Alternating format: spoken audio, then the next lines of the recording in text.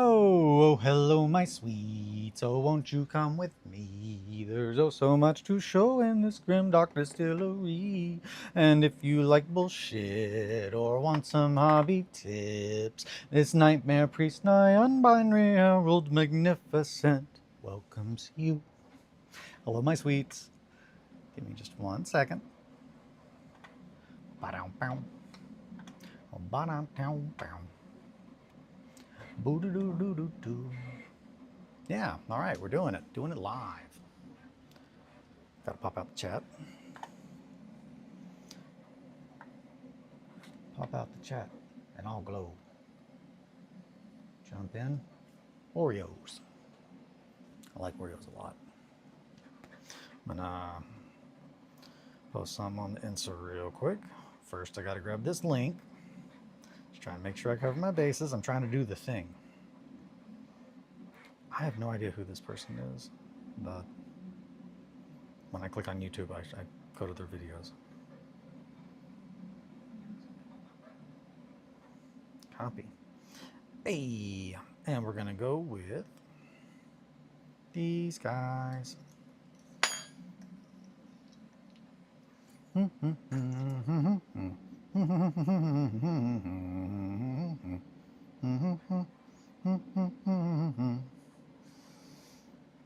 Okay. Hobby hang live.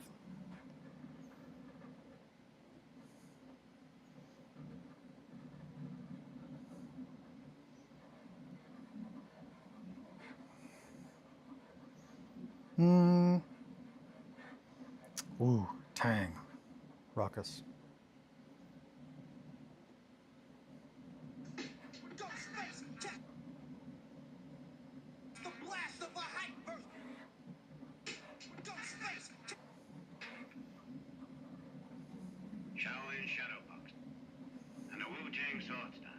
And then a link. If what you say is true, the Shaolin and the Wu-Tang could be...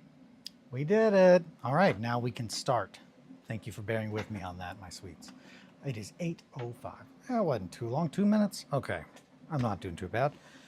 Woof. All right, so today we are going to be working on some more 1490 Doom stuffs. I gotta switch to OBS. I got the YouTube. No, it's 5:05, silly. Oh no. I'm so sorry. I need to look at the DMs you sent me, Possum. I've been running around all morning, but I don't want you to think that I am not absolutely appreciative. What are you doing laying down, you goofball? Sleeping on the job, eh? All right, so I'll go ahead and show off a little bit of what we got done on this guy. Where are my hands? They're not in the box. Eli, you goofed up. You goofed up.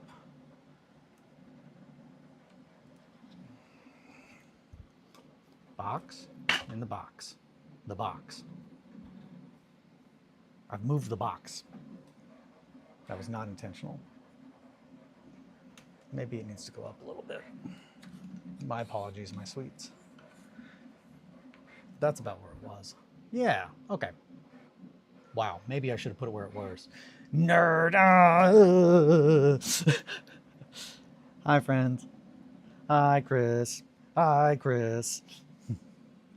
Alrighty, so this guy, I am the box only works if the camera doesn't move, but yeah, I know. That is very, very true. I need to like map out how I have it set up, but this is good. This is good. So let's sweet triumph. Okay, so the last guy that I did some green work on is probably this night. There we go. Let's get my little poking stick so I can show. So I sculpted, the last thing I did was sculpt this knee pad right here that needed to be put there. I had a little bit of hole, so I had to fill that. I went in and I added a little bit of green stuff right to fill that joint in the metal. That way we have it sealed. I also replaced the gorget, which I was not initially completely sure on. But whoo boy, I am so glad I did it now, because looking at it, I'm like, yep, that's what it needed. The gorget that's much thinner and more angled up, as opposed to sticking out, is definitely more, I think, um, what you would want as opposed to something visual.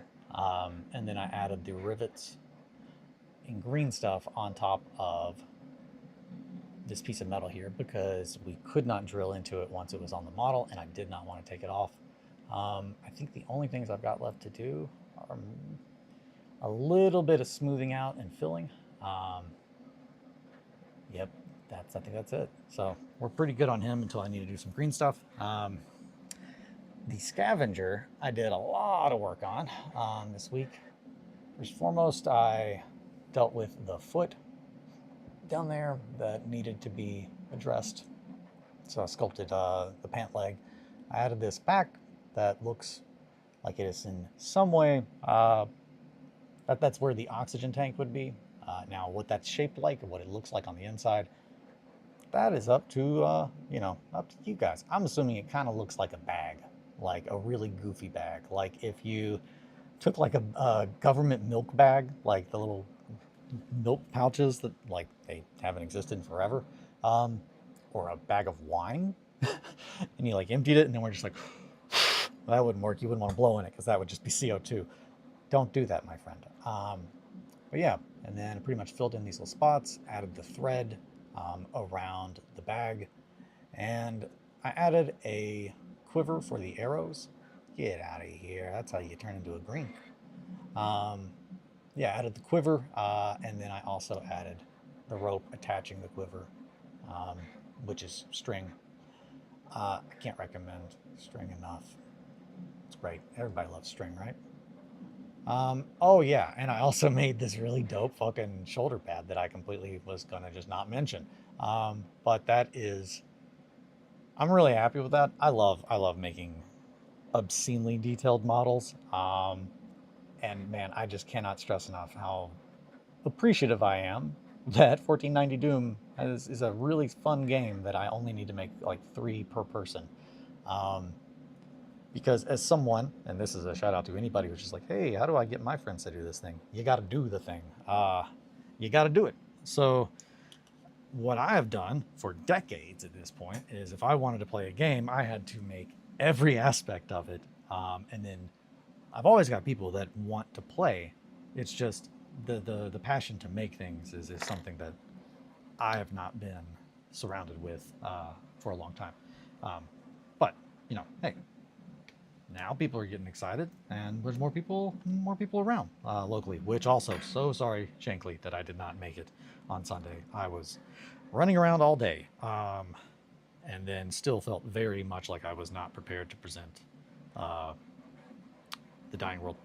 Thursdays moved to Sunday, but I think it went okay. I just need to start, once it gets on a regular basis, I'll feel comfortable doing it. It's very similar to, I think, maybe like the initial morning hobby hangs. Don't go back and watch those. Yo, Roz, what it do? So today, I think we're going to be working on these rowdy Carruthers. Yeah, we got a Scout, which is covered in hair. I don't want to turn into a grink. No. Which, yeah, I did not do the full grink noise. I wonder if my neighbor will hear it. I'll do it. I'm going to move the mic for a little bit so I can do a proper grink woo. I did not do it on the stream last night. But this is what the grink sounds like. Get some little water. The grink is one of my favorite little monsters. And it's very silly, despite actually being really horrifying. But it goes... Whoa! I didn't do it. Can't do it. Can't get the high enough pitch. Whoa! Kind of like that. Just real awful. And I can't do it for long enough. Imagine, kind of like if you like caught Toad, like you're hanging out in like Mario Kart or Super Mario World, and you like caught Toad, and you like grab him real quick, like the kind of noise that he would make if he was a little bit more bird-like. Kind of like a droid, yeah. Kind of like R2-D2, like R2-D2 mixed with mixed with toad and an ostrich. Specifically, the ostrich in the episode of Always Sunny that has the Halloween party. They go, "Wah, wah, wah, wah, wah." It just makes awful noises, just bird noises. That's what the grink sounds like. And that is absolutely if you're wondering, that just sounds like Margot hair. It is. It was with all the tufts of Margot hair that I have saved around the house. Let me see if I can find one. There's one over here, I think, that I was not thinking, and I left it. Yep, it's gone. See, it's gone now. So that's how you get a grink. If you don't deal with the Margot spores, they don't stay where they are because they weigh nothing. Here we go. Here it is. Okay, this is a grink. So yeah, if you're in the world of Merkborg, you probably aren't going to think anything about this. You're like, oh wow, a little toad-looking droid from the prequel is what comes to mind. Oh yeah, is that BB-8? I love BB-8. He's fun. So yeah, this is a grink. It looks exactly like this because it's entirely inspired by this, and the entire concept of it really is gnarly. But Margot's hair is so fine and so thin and so silken. They will get in your eyes, and it is awful because you can't see them. So just the amount of times that I've walked in, like my wife's pulling Margot hairs out of her eyes, and then like I'm pulling them out of mine, kind of gave me a really disturbing idea of what if this was like a kind of like,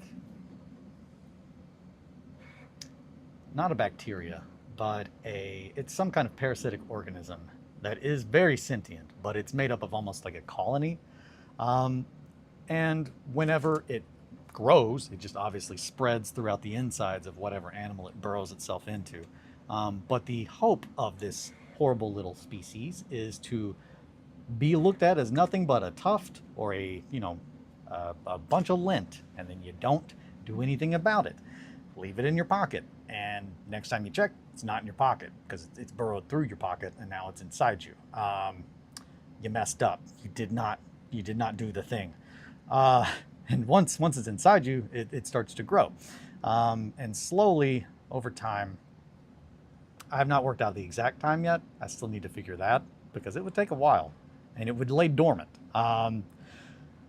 It would just continue to grow until eventually every pore, every like single like pixel space of like your skin is just sprouting these hairs from your eyes, from your tongue, from everything coming from the inside, until eventually the grink inside me then who is phone. Good.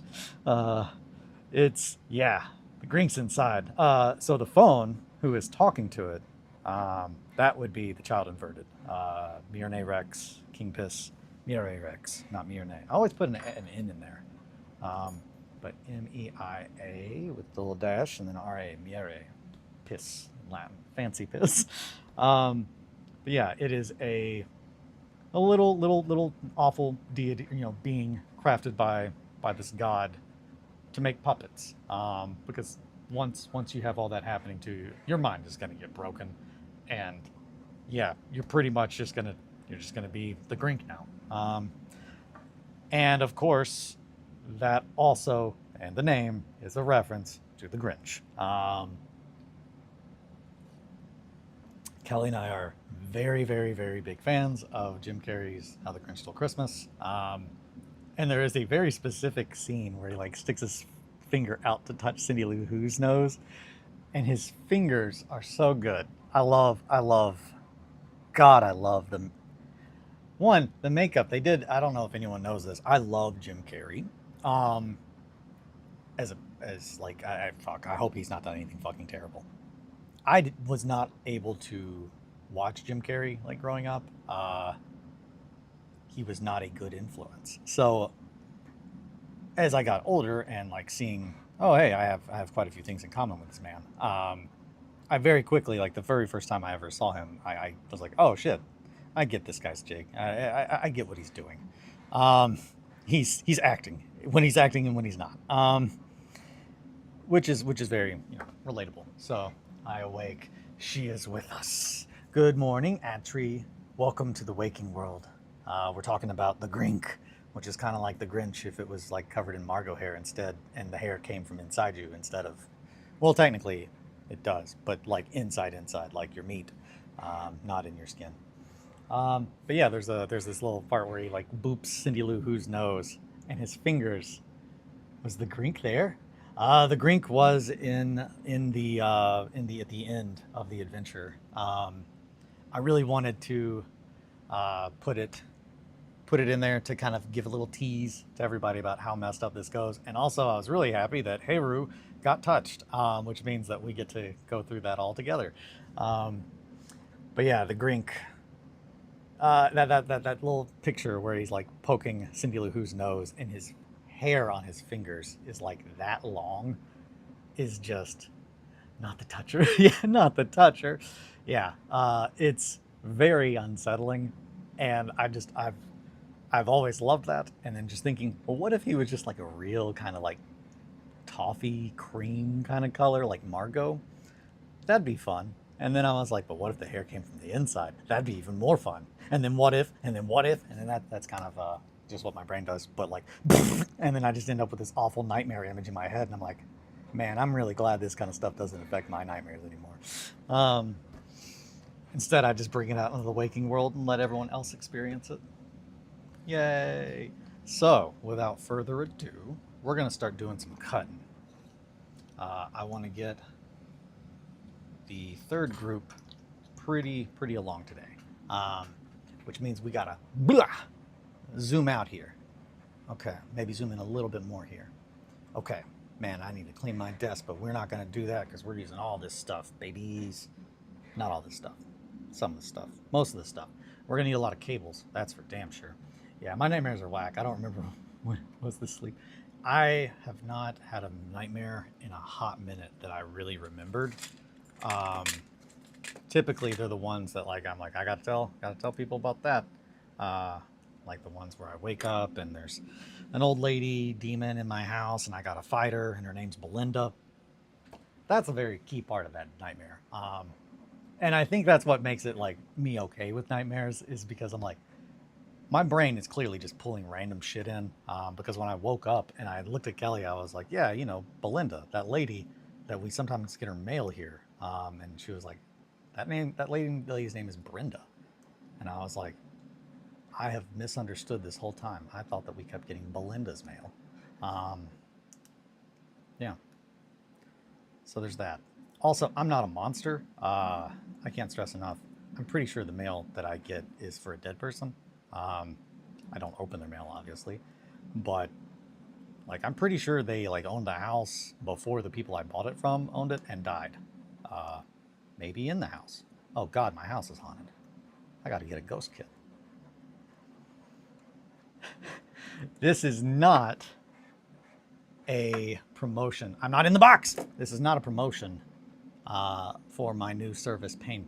I promise. I'm not trying to. I'm not trying to pitch anybody on a new service to trick your loved ones into thinking your house is haunted. That's not it. However, if you're looking for something, we're working on it. It's like Rain, but it's scary. It's the opposite. It's the opposite of a good night's sleep. You just wake up in the middle of the night to spooky noises. It sounds like something fell in the other room. And you're like, oh my God, what was that? Do you think it was a ghost? I don't know, maybe.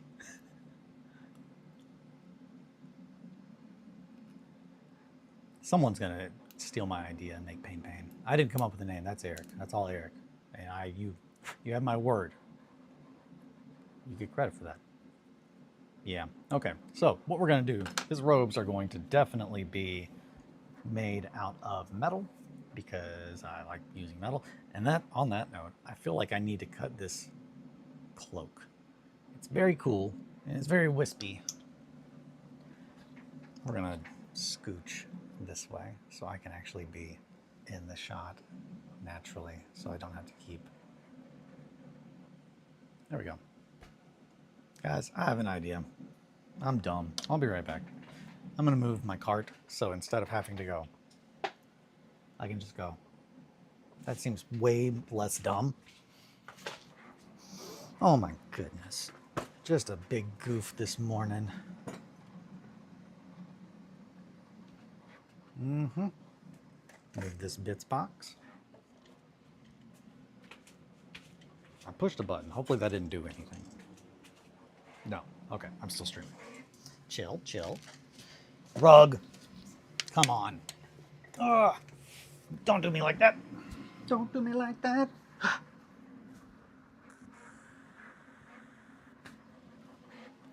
Also, I guess I can show the horrifyingly large facade that I printed. Shout out to my boy, man, Bartels, aka Hex Bricks on My Mini Factory. It's always wonderful to know that there is another absolutely insane person out there, and I mean that with the most amount of love possible, my friend. You're a crazy person, and I'm just going to throw money at you while I have it, because you need to keep doing this. This is absolutely fucking nuts. I am just stunned that a single person is doing all of this work. The amount of detail on these is bonkers. I'm really, really, really, really, really happy with how this monstrosity is turning out. And as you can see, it is just fuck huge. Brute for scale, who is a big boy. Them for scale, who is a almost average height boy. Yeah, it's big. Ooh. I'm gonna put that back.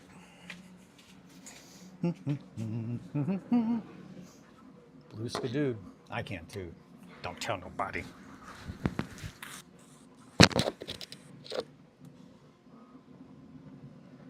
Johnny, what are you doing?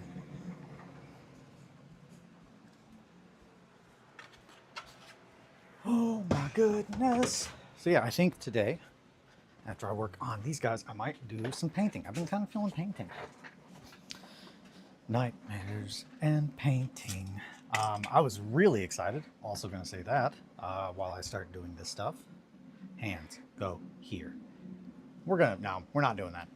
I'm not doing that. I'm adjusting this. I'm sorry. I've got to. Otherwise, the tape is just here for no reason, and I'm a crazy person. That's where my hands go, right here. Oh. And if you tell anybody, that's okay. They'll be able to find out for themselves. This is on the internet. Yeah, look at that. Oh boy. Look at those beautiful hands. They're not that beautiful. Don't look at them. Nobody look at my hands. Okay. So, move these little silly guys over here. Bow, bow, bow. I was going to say I was beyond excited that Merkborg accepted my collaboration thing on Instagram and shared my story and my post for Wretched. It's very humbling and like made me very, very happy. Again, like my entire reason for wanting to make it is a love letter, which is pretty much kind of what I do now. I really have hit a point that I just want to make things that I love and try to give the flowers to people who are still here. You know, if they've made an impact on me. And I had pretty solid epiphany the other night while kind of talking to Kelly about Wretched for the first time and I talked about this already, but just the realization of how it made me feel seen. And while a lot of people absolutely cannot stand the formatting and the layout of that book, it really made a big difference to me. And it's wildly one of the first RPG books I've ever been able to pick up, and in one sitting I read through the whole thing without getting distracted, without putting it down. And that's literally never happened in my life. So it's just very, very cool. And I know that it has to be intentional as far as the presentation and as far as the way in which they have got all the information and the art.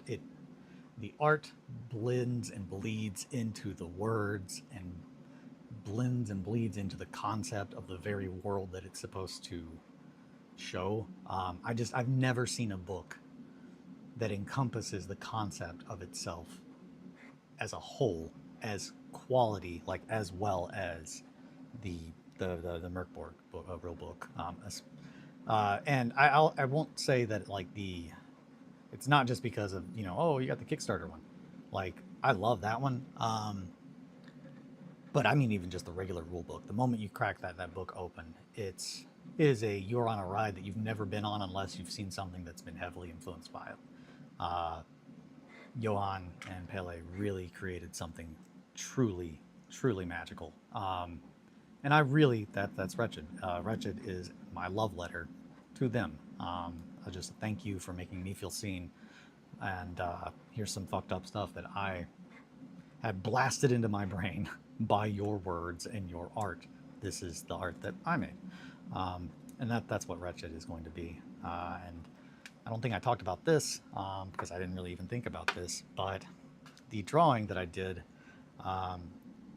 which is the awful smiling face beneath a cowl of skin, that is it is the relic that the intro mission. It's essentially like the Tunnels of Sin are the rot black sludge of Wretched. It is the opening story that introduces you to the heretical priest Krator, who I clearly don't need to let him be rolled for. He needs to have set health, because having 1 health is not okay for Krator if he is going to be like the guy that leads you through. So he may need to actually be almost a GM like deity, which is a very good get around if you are a GM and wanting to tell a very specific part of a story. Bend the rules and make the storyteller an integral part. But I wanted to make it not on rails. Like I did want there to be things that if you don't roll to see it, you won't know what it is, to help out, you know, other GMs, but also to enable it, like if you are playing solo, which I fully intend for it to be able to be used solo, because I know that is something that people want. And on that note, man, oh man, I'm not going to keep apologizing because I have a tendency to just get in a loop of that. You can ask my wife. I did it yesterday. My anxieties, they definitely just multiply, and I don't want to let anybody down ever. Like, that's a huge thing. So I just gotta make sure that I am doing the Dying World Thursdays, like, regularly, just so I get more comfortable talking to the camera in that manner. I'm very comfortable talking to it now, like this, and also I know you all are here. That's a big difference, and that's what I was saying to Kelly, is that, yeah, this cape's gonna go. I've already made my mind up. I don't know why I was thinking like I didn't. Oh boy. It's just a little too long for my tastes, and a little too action. It's a little too Action Jackson for my taste. I don't know if Action Jackson's a person. If he is, I don't mean any disrespect.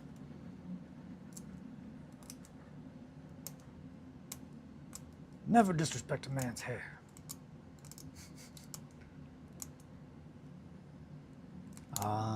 Let's see, what else do I got?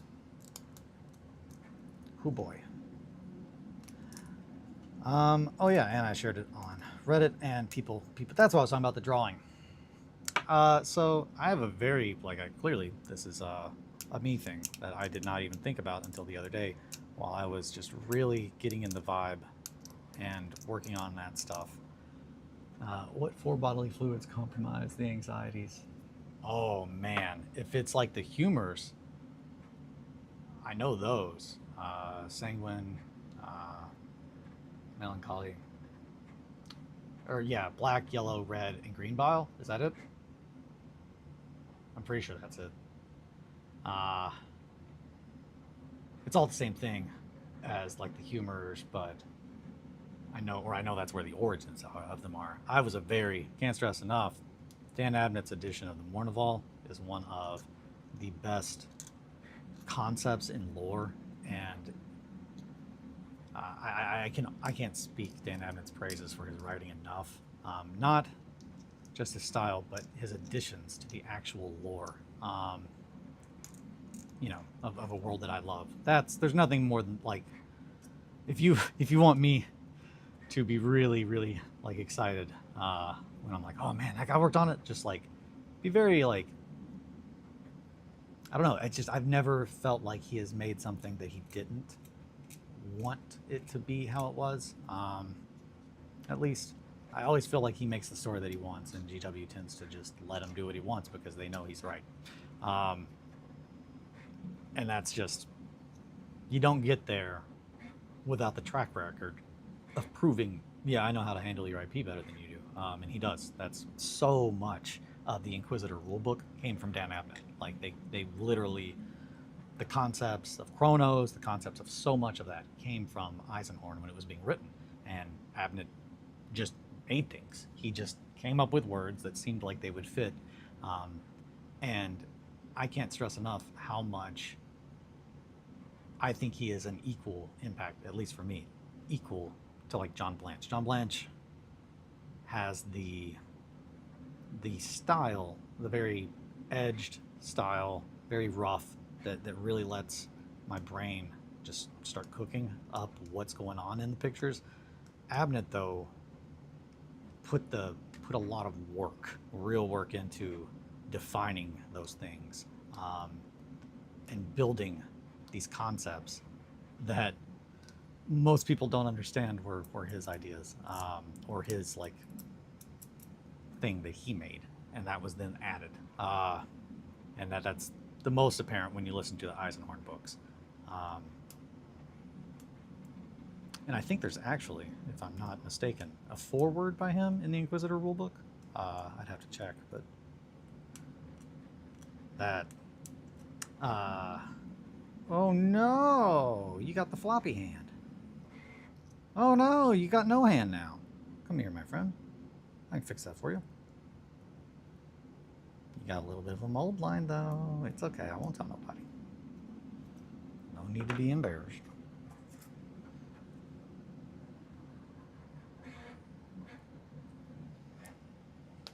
Oh, sweet, sweet, sweet Kentucky humidity. Make it. Oh no. Okay. Squeeze it too hard.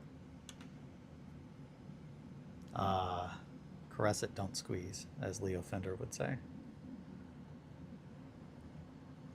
Nope, Leo Fender didn't say that. That was Keith Richards. He said that at Leo Fender's funeral. I did not like that quote for a very, very, very, very long time because I did not understand it. And then actually, when I learned guitar, actually how to play guitar, like as a musician, as opposed to just owning a guitar and kind of making triangles when I play, and that being the thing, that's about the time I understood. And the idea is, caress it, don't squeeze. Art. You cannot squeeze art out of something, which is why AI is incapable of making art, in my opinion.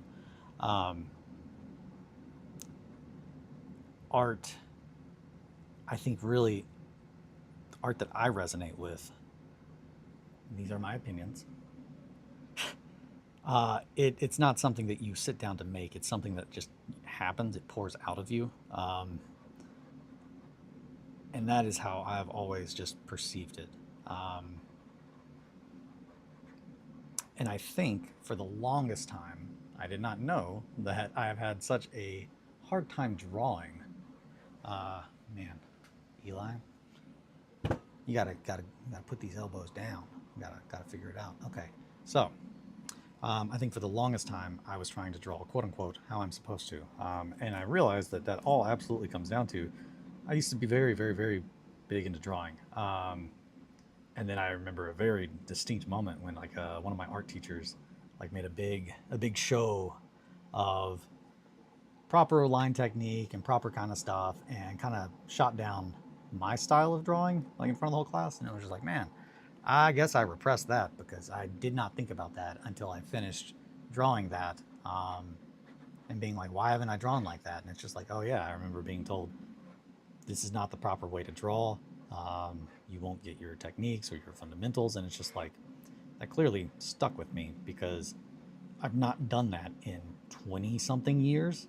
Just did what made me happy while drawing. I've always tried to do it in the way that I know I'm supposed to, which is just so utterly unnatural. And that just touches back on the safety first with everything, kids. But I if I try to cut away from myself with an X-Acto blade, I get cut every time. I get hurt every time because my body is just, I don't have control in that way. But using it like a little knife to whittle with, I'm very, very, very comfortable. And also, at this point, my body has kind of just adjusted to it, and I have really, really, really gnarly calluses on the palms of my thumbs because sometimes I just put X-Acto blades against them by like a back blade or a backstop. Not good, but yeah, just don't do it too hard, Eli, and it won't cut through the skin. Let's see, where is my other knife? Where is my goddamn Bible?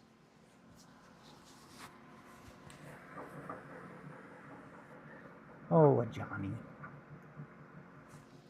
You don't know where my knife is. I don't know where it is either. We'll just figure something out. Okay. I have one knife here, but there are two knives. I bet it's in here. Where are you at? Fuck it. I'm getting a different blade. I'm over here talking about, ooh, gotta be safe with knives, and I'm like using this glue-covered knife, just trying to get cut. I'm not trying to get cut. Was I right about the bodily fluids? Without any context, that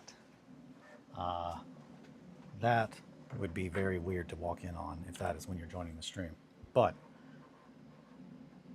yeah, so this guy we're gonna add a cloak to. He does not need a gas mask because he's got, no, he does. Me over here acting like people don't need gas masks. Not gas masks, but fuel tanks. So, whoo boy, gonna go with the wine.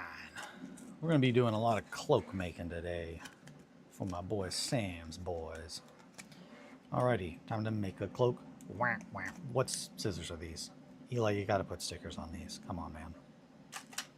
So I got these two stickers on clearance. Not two stickers. These are scissors. Oh, Possum, I love you. I don't know. I'm asking you. That's wonderful. Thank you. I love that. But yeah, the Mournival. I was talking about the Mournival. That concept is, I think, the single most humanizing thing that Dan Abnett could have come up with for Horus. And it's, again, it insists upon itself. That concept insists upon itself. You humanize Horus, which is exactly what it's supposed to do on the outside, but it also on the inside humanizes him. It's the even a demigod needs advisors that he trusts. Oh my goodness! Hello, little friend. Hold on, we have a visitor. Oh no! Oh God, where'd he go? Okay, here he is. There's a little spider on here. Hello, little friend. Beep, beep, beep. Boop, boop, boop. Just doing little spider stuff. Man, look at him go. He doesn't have any idea he's being filmed. This clown. Don't do anything sketchy, you'll get fucking canceled. Alright, well, you don't look like a brown recluse, so you can stay in my house. But you have to live over here. Oh, hey, actually, no, I don't want you to die. You'll get covered in paint if you go there. Here, hang out up here, friend. Yay! Okay, now you're just okay. That's fine. I was talking about something, and then I found a little spider. Oh boy, who's to say? Who's to say what he was? Doing some. Okay. Eli, you're clearly not capable of putting your hands where they need to be. So we got to raise the camera again. Which, funny enough, I'm pretty sure this is exactly where the camera was. It looks pretty tall now. Yep. This seems to be where the camera was. This is how I naturally hold my hands, so I should probably adjust the camera for that.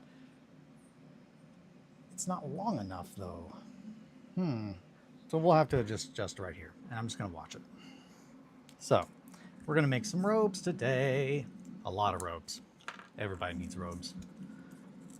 1490 Doom. Everybody's just dirty, slinking around. Yeah. That's going to be good. Slinking around, being a creepy guy, looking for resource caches. Cause it's the end of days. Down.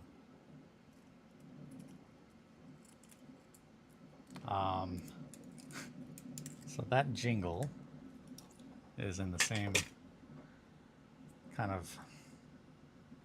There's the horrible mall that we have in town. They had a really bad commercial at one point in time. Live a little, shop a lot, town mall. Come see what we've got. And that is just, it just stays in my brain. And I think about that every now and then. And there's also a realtor in the area called Janet Team, and their slogan has been "Touchdown Janet Team" for like decades, at least 2 decades. A jingle can be a powerful thing. It can. It really can. I'm not gonna be like, man, the mall's great, because it's not. It's terrible. This is the same mall that I made a lot of make the mall great again jokes, because I cannot stress enough how this is one of the dumbest ideas I've ever heard. And it's not an idea. It's not an idea. I can't, that's it. It's not an idea. It's not an actual solution to the problem. It's just a thing that they did instead of fixing the problem. But when the local store in the mall of Hard Knocks, they eventually had to move.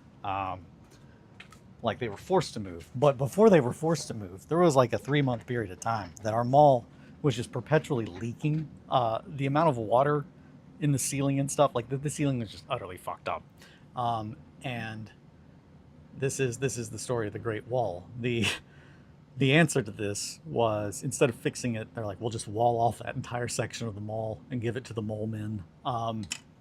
And the Cheshire Cat in me loves that, because it's just like, okay, I want to see where this goes. Because it's essentially someone choosing to fuck around and find out, and it's just like, why are you choosing that? You're all by yourself. But yeah, so that's what they did. Was not a good idea. Like, I can only imagine the mold and stuff that is now growing in there. But Hard Knocks, luckily, took that as a sign of, it's time we fucking leave. this is shit. And now they have this giant store that used to be a furniture store. So that is why we have a wonderful large game store now. So, sometimes God works in mysterious ways. Sometimes he floods your mall's ceiling to give birth to the mole men, and also make your wonderful game store have to go someplace that's better for them, whether they want to or not. When God closes a door, sometimes he breaks a window. Or maybe Satan. Who's to say? Maybe it's me.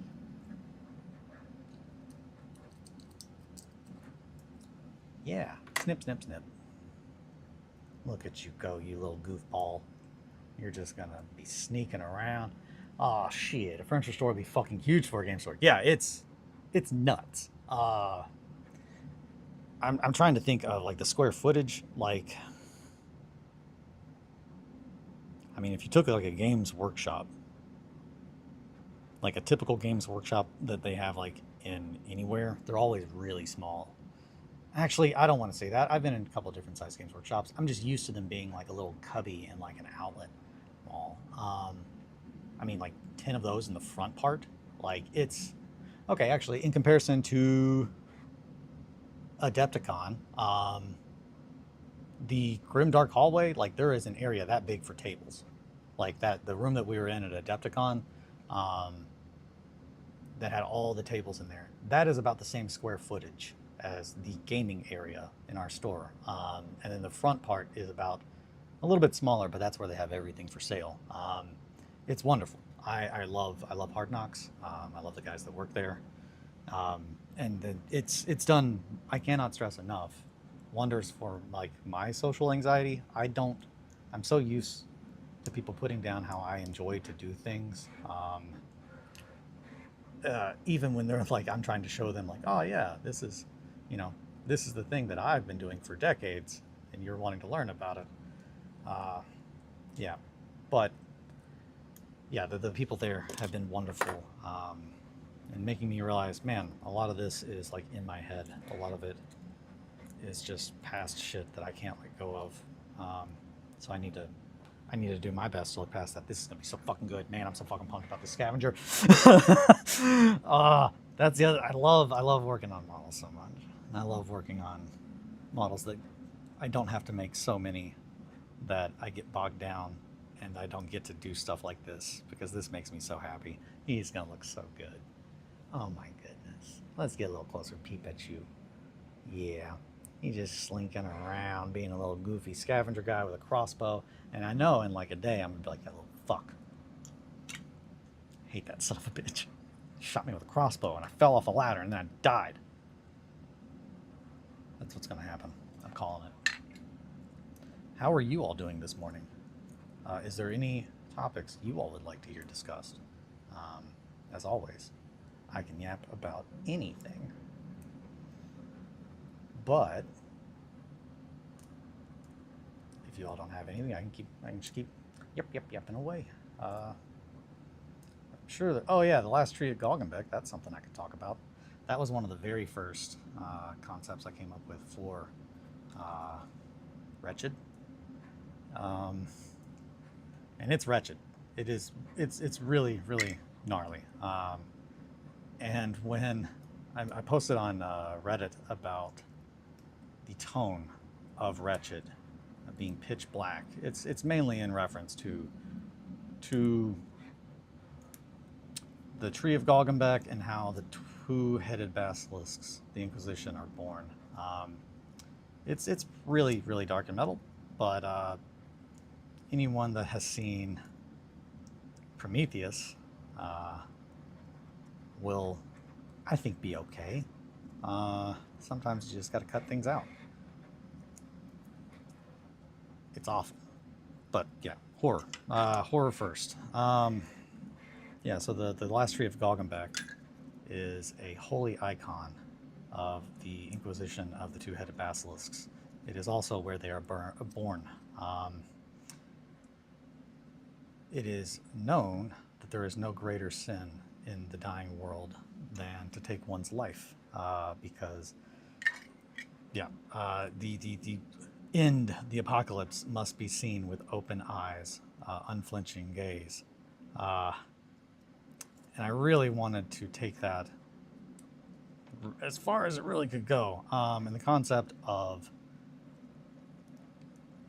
I guess, anyone trying to keep their unborn babies from, dealing with the dying world seemed like the perfect, horrible twist of fate to happen in the world of Merkborg.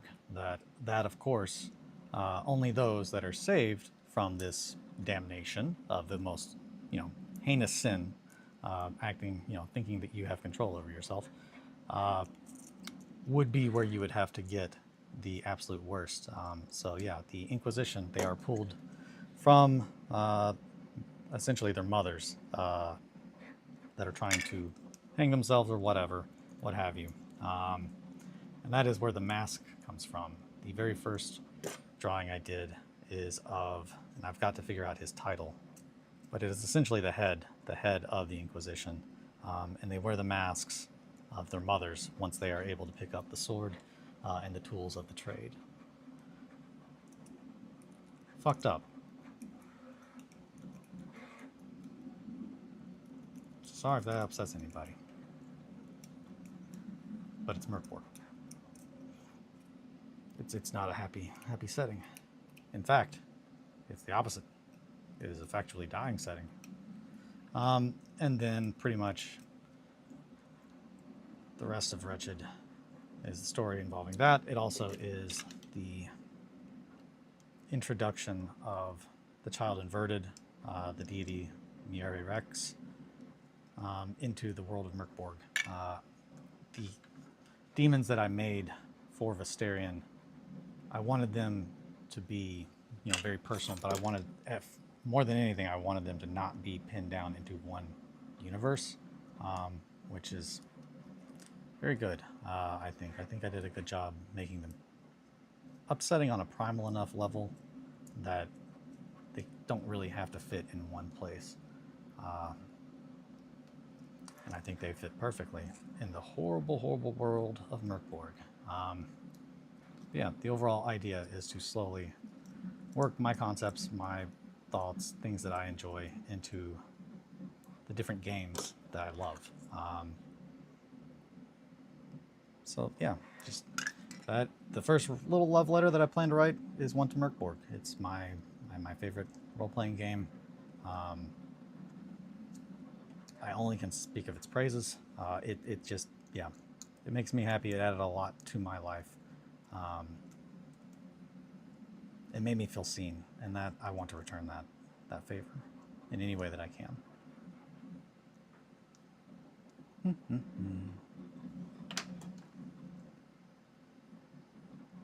Alrighty.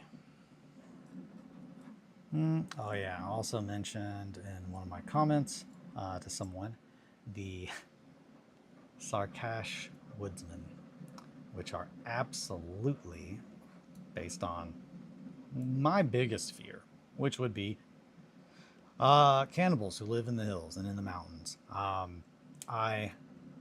That absolutely is like, oh boy, I don't like anything where I do not have the tools that I need to do what I need to do. And there is a very special type of horror that gets to me, and that's like realistic horror in a sense of when you get to certain areas, you do not have a phone. You don't have access to things that we take for granted every day. And that is one of the absolute ways for a horror movie to, I think, really get me, is to present a realistic scenario. That's the key part. Realistic. A realistic scenario, in my head at least, that I would actually not know what I would do in. And that's why Speak No Evil did nothing for me.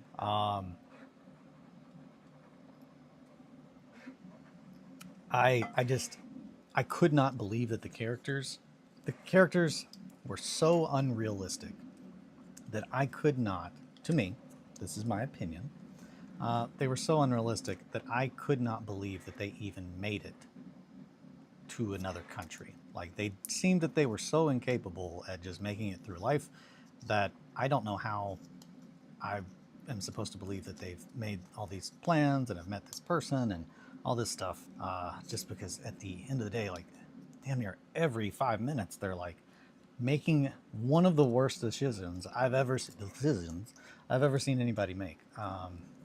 Like nonsensical almost.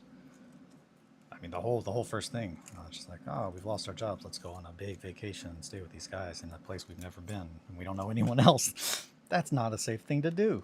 I say, but God, that's me for real. No, it is not possum. Possums are a natural survivor.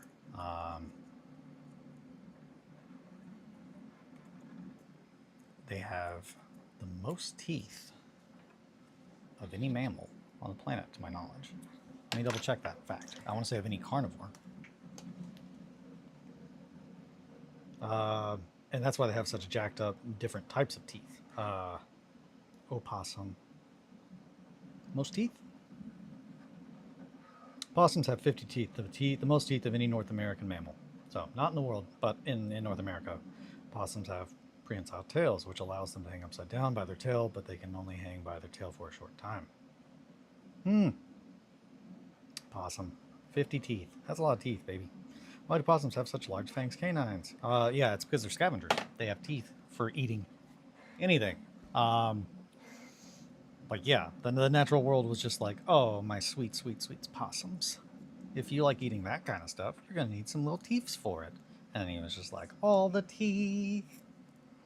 Now you can eat whatever you want. Trash, rocks, meat, plants.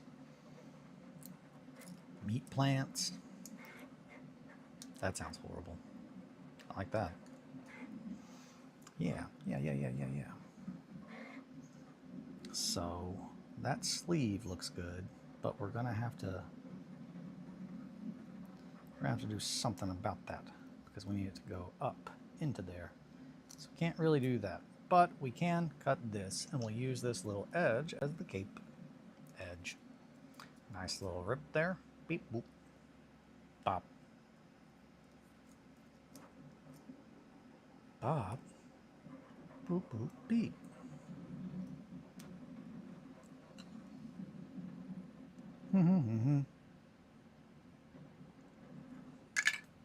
Electric Zoo.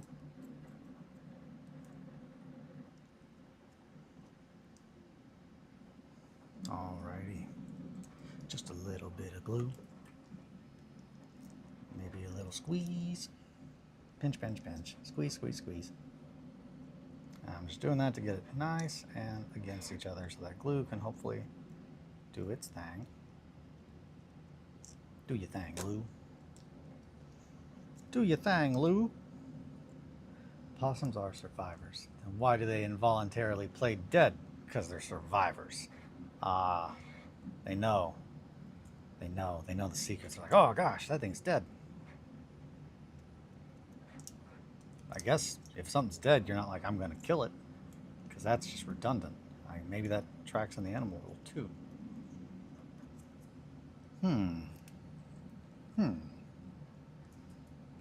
Yeah, we are... This is what I'm trying to avoid here. Right there. You can kind of see where I glued those together. There's a slight line.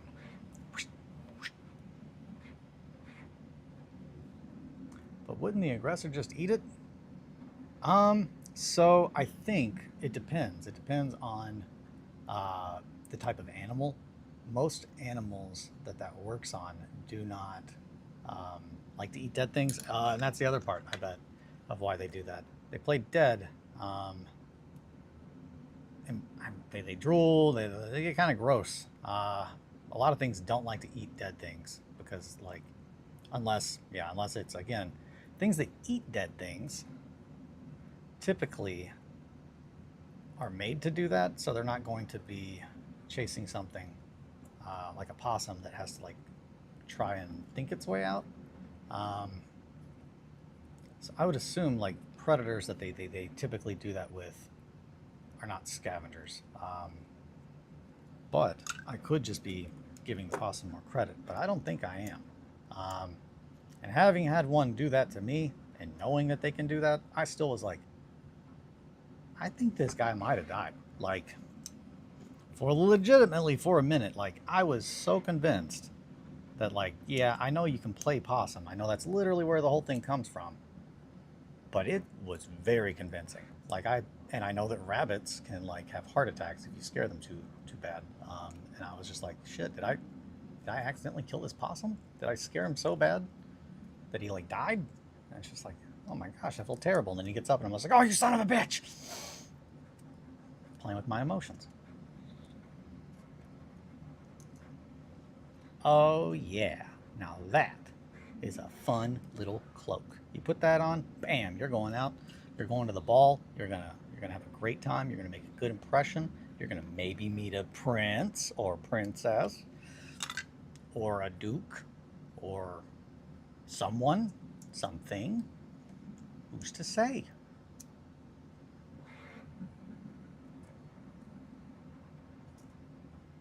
Hmm. So, I don't know why, but I was just like, man, it's pretty grisly. In Cinderella, they like cut their toes off to try and fit in that glass slipper. And it's just like, that's not even remotely, like, not something that I think people would do. You're like, oh yeah, you mean I just got to cut my toes off and put on those shoes and you're going to make me live like a king from now on? What's a king need toes for? Nah, just give it an anxiety attack. Yeah, that I think that was probably what happened. I think it was just like, oh my gosh, I'm so scared. Please don't eat me. And I was like, dude, I don't want to eat you anyway. I got to put my cats up. Um, this interaction was when I lived at home, and we had like a cat house in the backyard where our cats lived. We would put them up at night so nothing could get them, but that meant that the door had to be opened, and all kinds of fun little critters like to sneak in there and pretend to be my cats, eat all their food. And one of them was a possum, and another was a little family of raccoons that lived in our attic. They climbed up on the roof. We had a monstrous tree in the backyard, a huge maple tree. And it was so tall. It was actually two trees. And it's really cool because they were clearly not, I don't think they were planted. I think they were, dropped. But it looked like one just colossal tree. But it's two trees that grew right next to each other and like just eventually merged. It was a very cool tree. But anyway, they would climb up that thing and then they would get on top of the roof, which still had like original wood shingles, because the house was built in 1900. Anyway, and they just dug up. They just dug through the roof, and they were like, "All right, this is where I live now. I'm gonna have my babies in here." And it's just like, "Hey, dog, can you not?" They didn't. They didn't. They didn't think there was anything wrong with it. And maybe I'm wrong. Maybe I should be out here trying to get more possums in my attic. I've not had possums in this house. The only thing we had was bats. I think I've talked about that. Having bats sucks. Would way rather have bats than mice, and squirrels. Definitely in my toilet, my turlet. But bats are not a fun thing to have in your house because you don't just have bats and you're like, oh man, I got a bat. No, you have bats until you can get them out because they're protected. So there's so many things you got to go through to make sure that you can safely remove them and not like upset them. And then all the while they're just are sneaking in your air vents and sneaking down into your house and scaring your kitties, and it's awful. And your wife. And I remember distinctly I was on my way home for lunch one day and Kelly called me and she was like, "There's a fucking bat in the house." And I was like, "What?" And little did I know that was going to happen a lot. That was going to happen a lot in the next like month. And Margot, as you all can imagine, my girl, she just loves killing, just loves it. She was so excited, which of course caused, rifts between us because she's like, "Dad, for real? This is one of the best things that ever happened to me. And you're upset. You're like mad that there's like bats in the house and I've got friends to play with now." And I'm just like, "Margot, don't touch that bat, dear God, please." I got to get my zip kicker. It's over here. Oh no.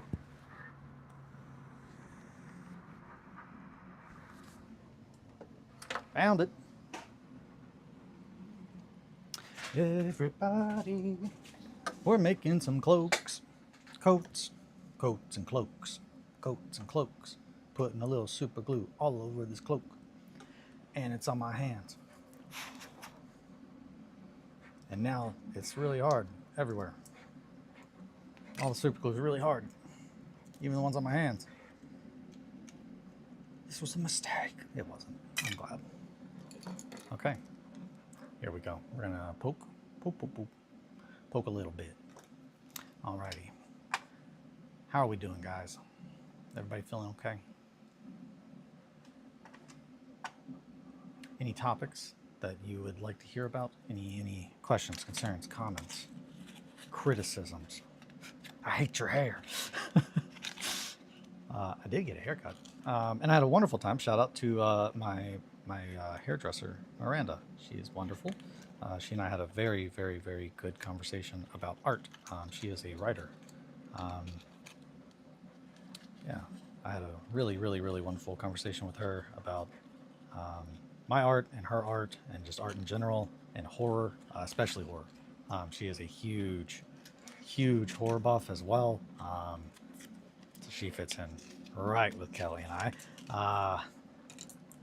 But yeah, wonderful, wonderful conversation talking about, I guess, just being seen and stuff like that, and especially with where I live. That's a thing. Yeah, I'm loving this. This is good. This is good. Okay. Get that super glue fired up, boys. He needs a backpack. He got that hump on his back. Ah, man, I'm loving the outline of this model. It's gonna look really good.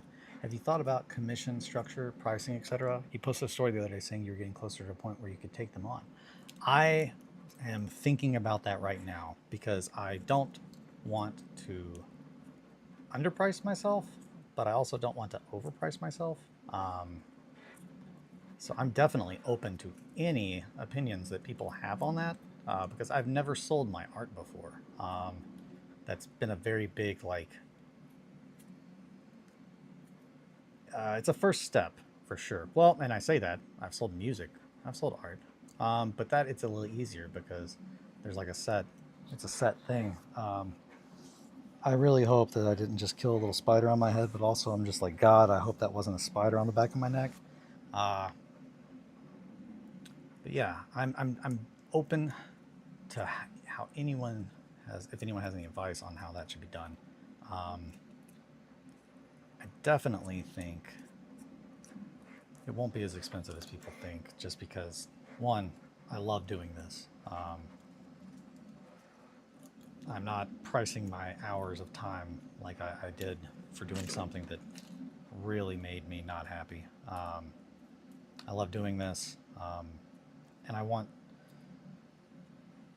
people to, if they like my work, to be able to get it at a reasonable price. And I love just making things. So if people have ideas, I need to talk to Nick for sure, Mr.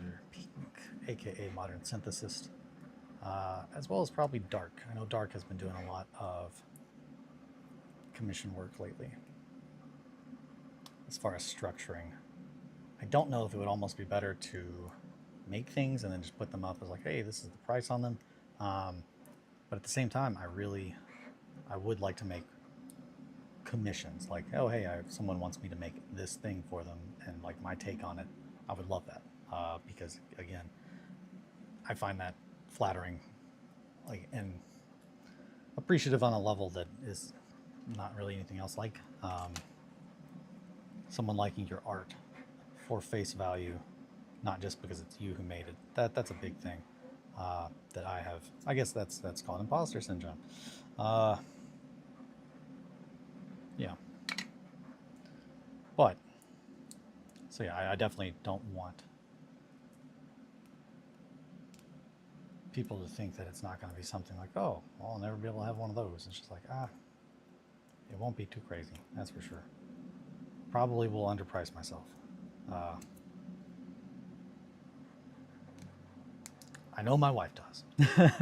Just looking at the baseline for some of what TMP Matt offers through Patreon, it seems fair, but I can understand that it priced some people out.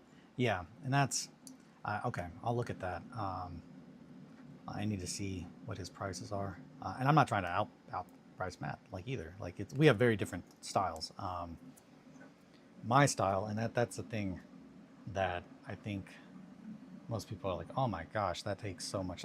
I build out of trash. Like a lot of my materials I don't pay for. Well, I mean, I do, but this is a write-off. Like, not a write-off legally. A write-off as in, like, I bought a bottle of wine. We drank a bottle of wine, enjoyed it, and now I have enough material to make cloaks for like a hot minute. And you do that enough, now it's like I have enough material to make cloaks until I'm good. We're good. We don't need to make any more cloak material.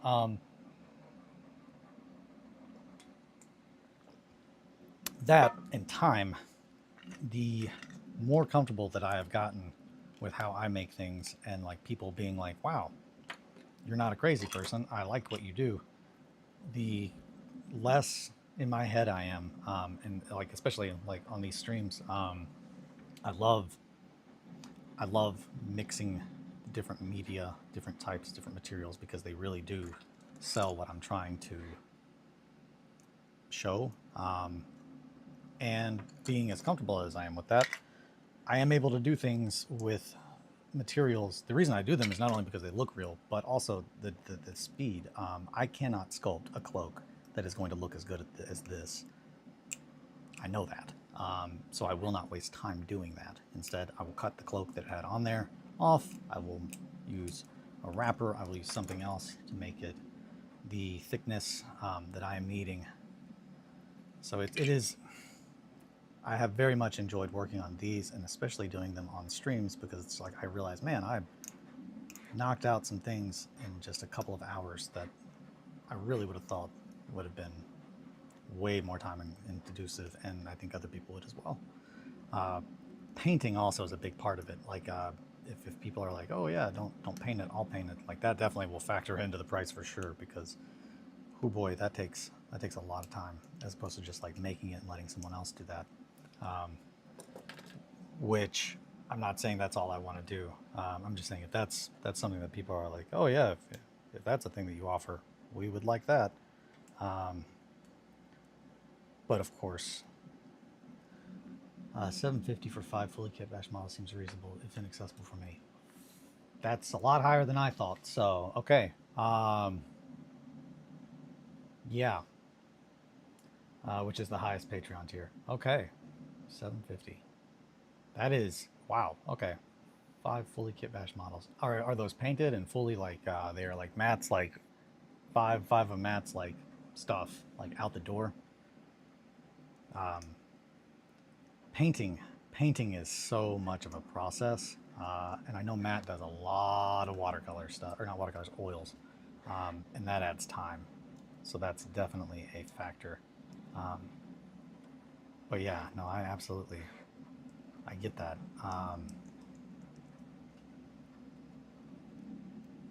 And I would definitely like single models, less than 5. I definitely want it to be someone that, yeah, if you throw me like less than $200, you can have a piece of my art. Now, whether or not that's like big or whatnot, I guess it just depends what someone's wanting.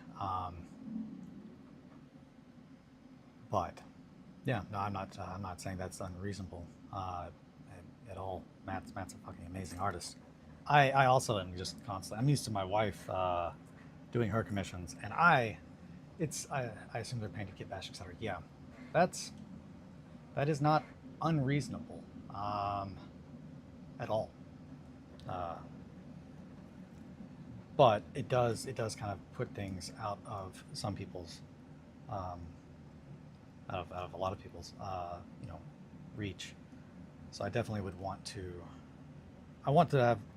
offer something that like is reasonable on a level that I think anyone who really likes my art could justify and afford. And that might not be like 5, because that is a lot of work, but like, and also doing Doom companies, like there being 3 models, that is less of a mental going through mental puzzle conundrum. How are we going to do this? So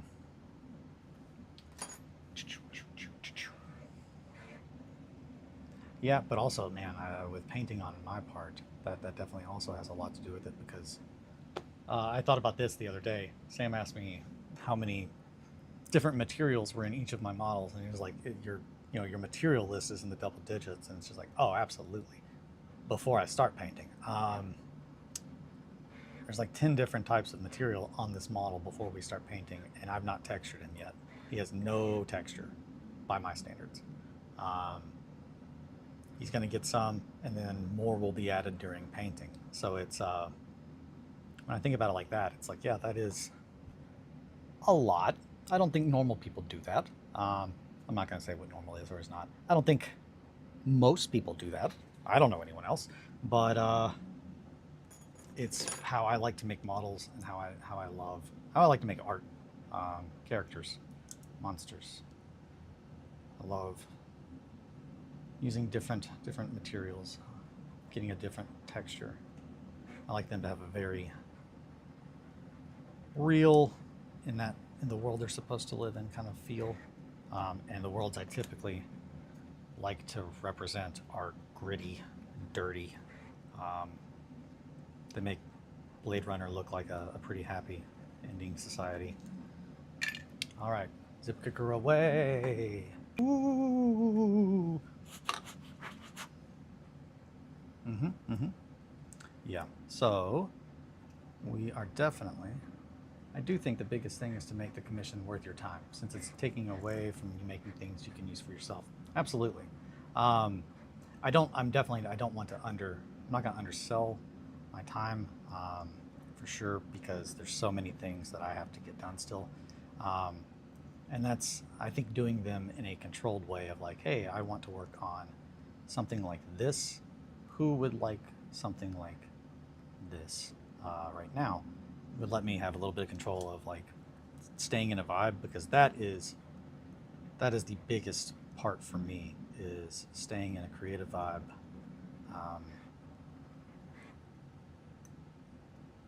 Because that's where it flows and it happens so much faster. And that's also just I don't want to be like, hey, commissions, we'll do commissions, and then I just get like 15 for like, hey, can you make me a Space Marine? Because that, I cannot stress, and this is a me thing. This is, I learned that about my Spite army, my Spite Black Templar army. I am incapable of doing things that I don't want to do in a timely manner. I will die. So it's just like, yeah, it's got to be something that I'm like passionate about at the time, and I don't want to dictate what I make for people. But I think being able to be like, hey, I'm in the mood to do this right now. Who wants one of these? I think that would definitely be a healthy way for everyone, for me to do this. It is already 9:20. Hey, can you make a space? Oh. And I'm absolutely not opposed to Space Marines. However, being like, can you just make me a captain, like a basic captain with like a cloak on him? Use your like Space Marine with your kind of texture and stuff. And it's just like, I can. Do you want it to be anything else, like possessed?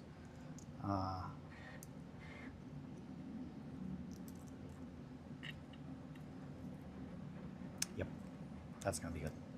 So we're gonna stick this under here, up underneath them arms. Where are my tweezers? There you are. Come here, you silly. Get in there. Hee hee hee. Oh yeah. I was talking with Shankly. Shankly asked for lists of materials and stuff like that. And I mentioned to him, and I don't think I said it on here, beads are a huge for me. I love. Can you just like build the Space Marine half of insert most recent box set for me? That is what I am. Yes. So that is what I am like. Yeah, I don't do that. Different kind of hobbyist.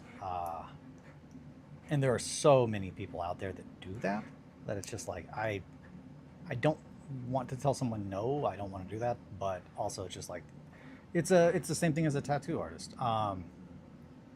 And I've had that conversation with Johnny, I think specifically about doing commissions.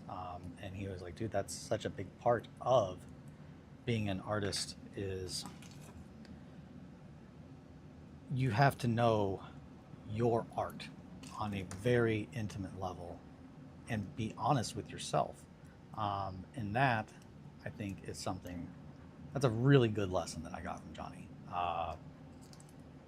that I think he would be happy if anyone else, took anything away from that as well.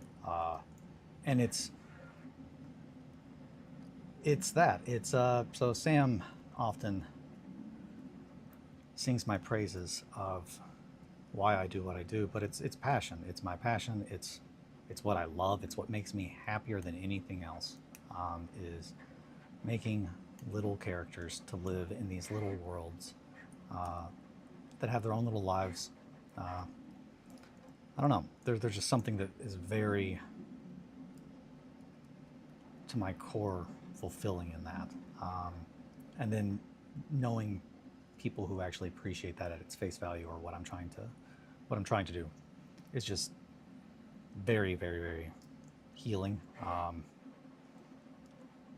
But I think being able to say, yeah, I do these things, I do this, I do that, but knowing what someone wants, and knowing that you are not the kind of artist to do that in the way that they want it, and figuring out a way to say, oh, that's not really my thing. I think you'd be better off, going with so and so. That's a thing. With tattoos, it's definitely, more intense, because it's like, hey, you do that because you're going to be putting something permanently on someone's body. But at its root, I think that's art, and I think that's any artist that you commission to do something. I think, I don't know, I believe in creative responsibility. To steal a line from a very solid band called Kid Crash, who I am really sad that I'm at this point, I'm not ever going to be able to see Kid Crash. They are, I think, defunct. But I don't think I've ever ranted about them on here. If anyone is listening and wants a recommendation for some tunes on this day, this glorious Monday, August 11th, the album Jokes by Kid Crash is one of my favorite albums. It's not in the top 5, but it's in the top 10. That's for damn sure.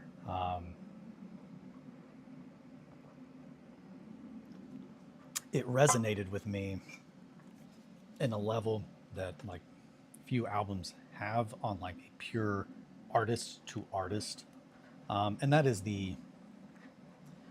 I guess that's my entire, not entire, but so much of my love of Polyphia and why they are my favorite band is the people that are in it, as far as their very tongue-in-cheekness. They're a band that clearly is the result of the internet. The band that says, the greatest metal band in the world, when they come out, and they're like, we're a pop band. We're not metal, we're pop. It's the joke. That's the joke. A lot of people don't get it. I've always loved that. But they also, I guess, especially when I say they, I'm specifically talking about Tim. I love being able to see growth in another person, and seeing very open honesty, like communication, about like, oh, hey, I said these things, I've done these things, and I said them because of this and this and this, and I realize now I shouldn't have said that, because it definitely, at face value, can be taken out of context, and you don't want to make anybody feel bad. And it's a thing that I'm constantly working on, because I have always been a very, what is the term? Not always. Starts with an S. I don't remember. My brain, it didn't keep it. Cynical. Starts with a C. I've always been a pretty cynical person, for years. Not always. I was a very cynical person, and for years I used the phrase, be the change you want to see in the world, almost ironically, because it felt so impossible. And I honestly have all of you to thank for that change of heart, and in my mind and in my actions, of just actually accepting me, which really is good. I'm very, I don't know, I'm happier now than I've ever been. But I also now feel compelled to kind of speak my truth to try and help anybody else.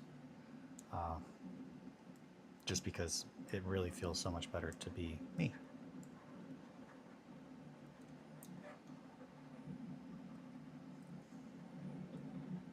So thank you guys. Man, oh man. I'm really vibing with this guy. We are going to cut that a little bit though.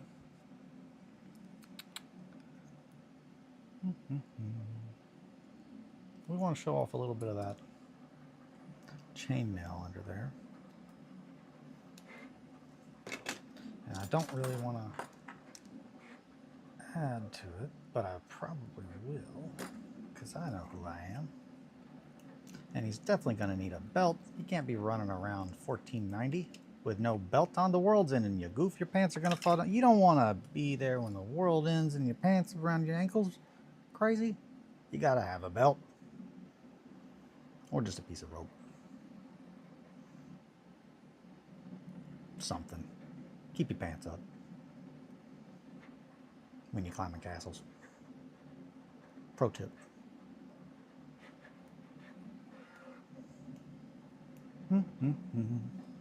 All right. I'm gonna need some more zip kicker soon. All righty. 9:30. Okay.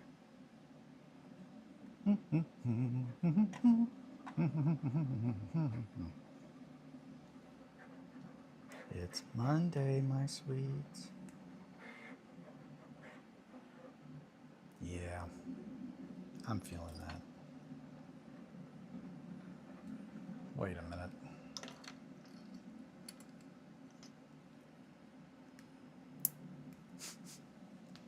Oh, super glue.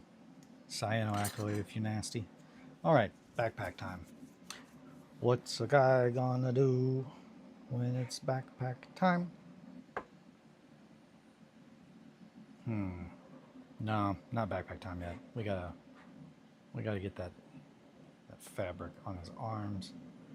I think we're gonna do that first, and then what's this? Is that what's this? What's this? There's wrappers everywhere. What's this? What's this?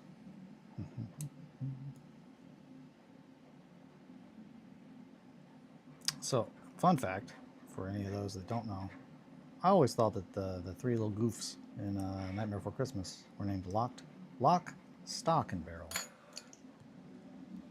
And I'm going to double check before I say this, but that's not the case, I don't believe. Lock, Shock, Barrel. Lock, Shock, and Barrel. Yeah. Lock, Shock, and Barrel. I always assumed that it was stock, as in like a gun, lock, stock, and barrel, which is a good movie. Lock, Stock, and Two Smoking Barrels. Good movie, as in I enjoyed it. I enjoyed it, and I enjoy that type of movie. It's the same guy who did Snatch.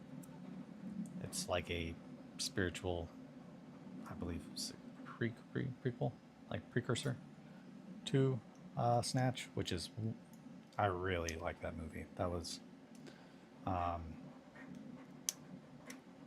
one of the first movies I saw like after moving out that had like a pretty big impact on like my appreciation of film. And I can't stress so much of it is the storytelling, which I'm gonna rant about. Blink twice. I'm gonna rant about Blink twice because I made Sam watch. We didn't make Sam watch that. I didn't make him do anything. The birthday boy came over, and we watched. Well, we played some games. Played Gang Beasts. Gang Beasts. Love Gang Beasts. It's almost like somebody was like, "Hey, I bet if you don't like playing fighting games with your friends because you're worried, like, oh, it's gonna get a little too aggressive. What if we gave everybody a game that it's just hard to even play? Like the controls are so potato that It's just, you're just kind of like, man, I feel like the controls don't do what they're supposed to. And it's like, yep, that's how it's supposed to. Um, and I love that concept. It's just very fun. Kind of puts everybody on the same playing field by making things just wonky. And I love a good little silly little game like that. Yeah, that's gonna be good. We got a little sleeve here. We can put a little sleeve on that guy, like that. Yeah. Gotta get our super glue. Da da da da da. Da.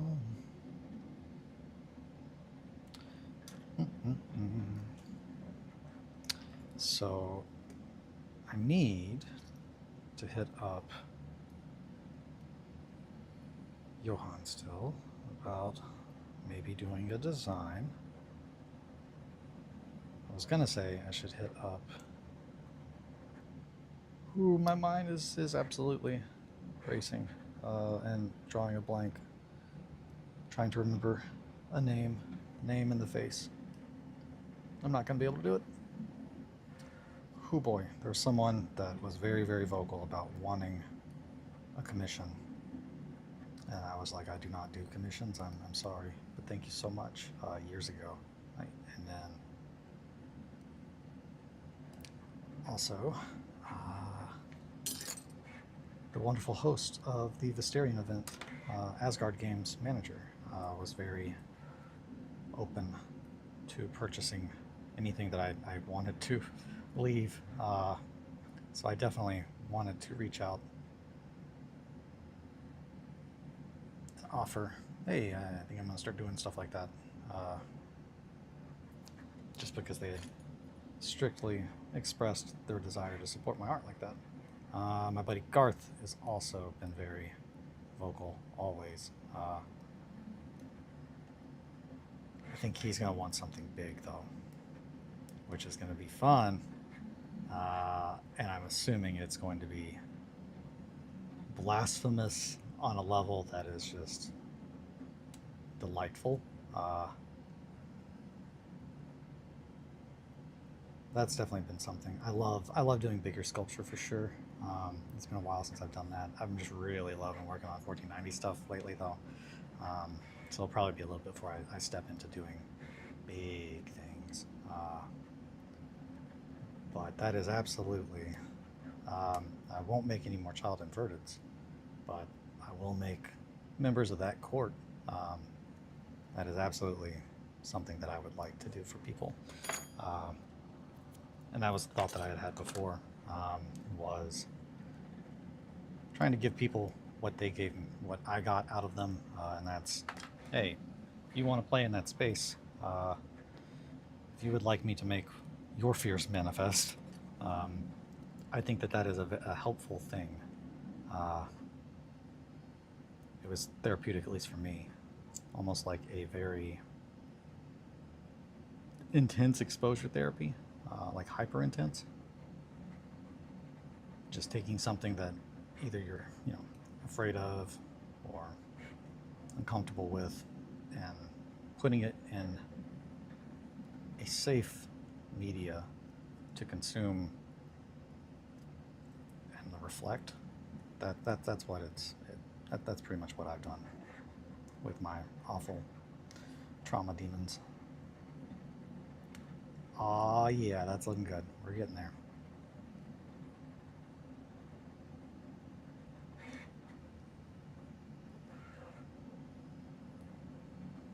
Probably should have gone on here with a hobby knife to get a little bit finer angle, but I don't think that will be necessary.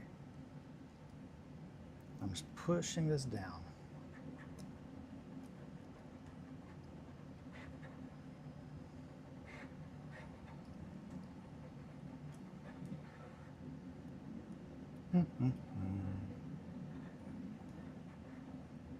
Yeah, beads, any kind of wrapper, like aluminum, metal, any kind of thin wrapper. Not too thick, not too thin. You want it to be substantial enough to hold the shapes that you're trying to sculpt. Are absolutely a godsend in our hobby. and an underutilized material. Hair is starting to pick up now. Everybody and their brother's using hair, and I'm glad. I support that very much. The very first model that I saw that I was like, yep, that's how I'm going to do hair from now on. I wonder if my Trench Crusade amalgam's varnish is dry. He's so icky, I love him. Oh, hell yeah. I need to take a peep at that. I love Trench Crusade, and I'm so excited to make things for it, but I just have to keep telling myself not yet. The flies that I have been collecting like a psycho are just, I'm so ready to make something horrible that has fly wings. And it's probably going to be a Lord of Tumors. A Lord of Tumors that has like a bunch of flies. A lot of actual fly parts, like mixed with materials and stuff to really sell it, that it's just covered in giant plague flies. I really love the outline of this model that I've made. But no, I can't wait to start making Trench Crusade stuff and just get real grimy. Grimer. It's kind of like Slimer. He's just real gross. That also kind of gives you the idea that Slimer is not like a gross guy. He's just misunderstood.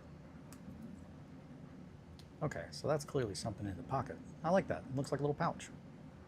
That's a very natural fold that would happen if you had a pouch underneath that cloak. Unintentional, but we'll take it. Wink. We call that happy accidents. I think that was Jackson Pollock. I watched a movie about him in high school. Like they made, I want to say it was an art film, but it was like pseudo-biographical. He was about as I'm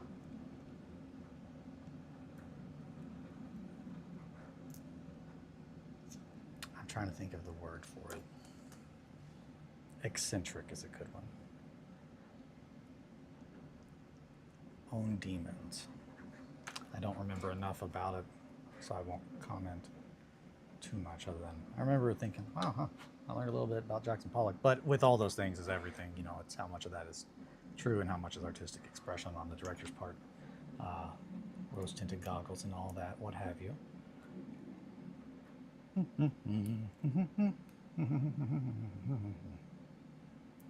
Okay. Cut.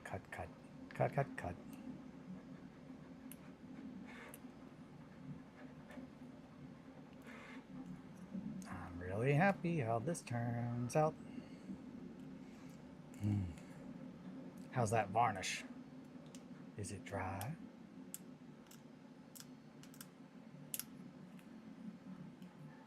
So where do these cables go? Well,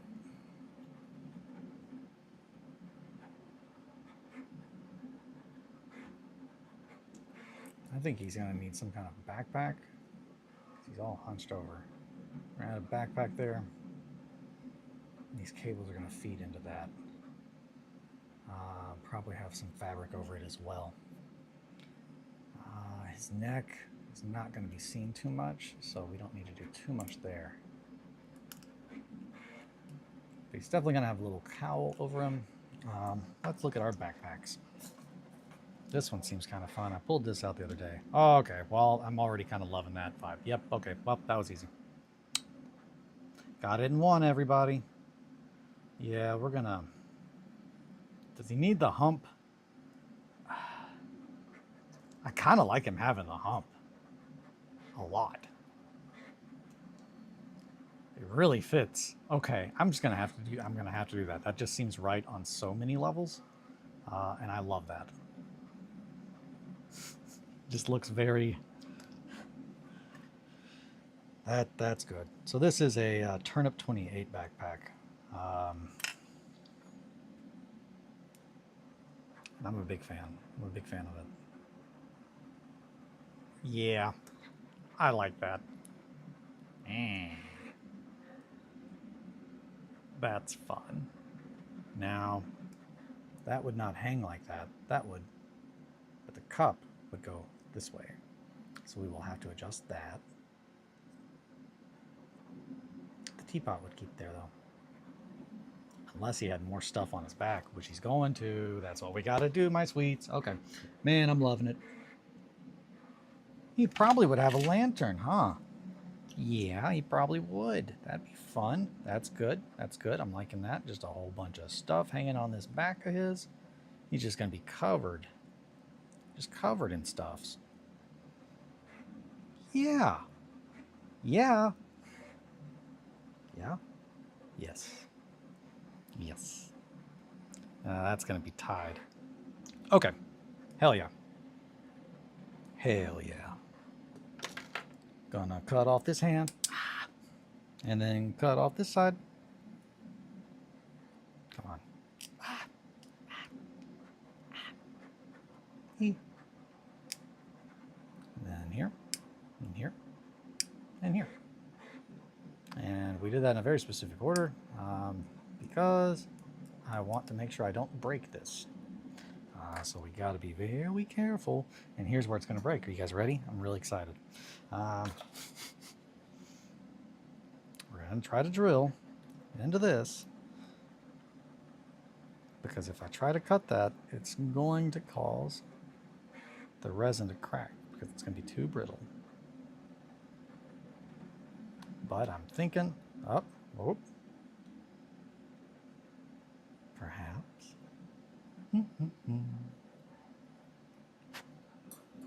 We did it. And now we're going to go in here. Don't break. Don't do it. Don't do it. Come on. Little shaves. Just a little bit of shaving. Okay. Hoo boy. I'm playing with fire here. Literally. Oh, that's a fun story I can tell. Do I want to tell? I'll tell it. A very fun childhood memory was hearing after one of my friends stayed at another friend's house. Like he was like, "Oh yeah, hey, so we need to talk. I don't know what's going on, but like so and so had a nightmare at my house, and they were talking in their sleep, and they said, Eli, stop. Eli, stop burning things. Eli, you gotta stop burning things. We're gonna get in trouble." Huh? And then just went back to sleep. And I've always loved that. And no, I'll never stop burning things.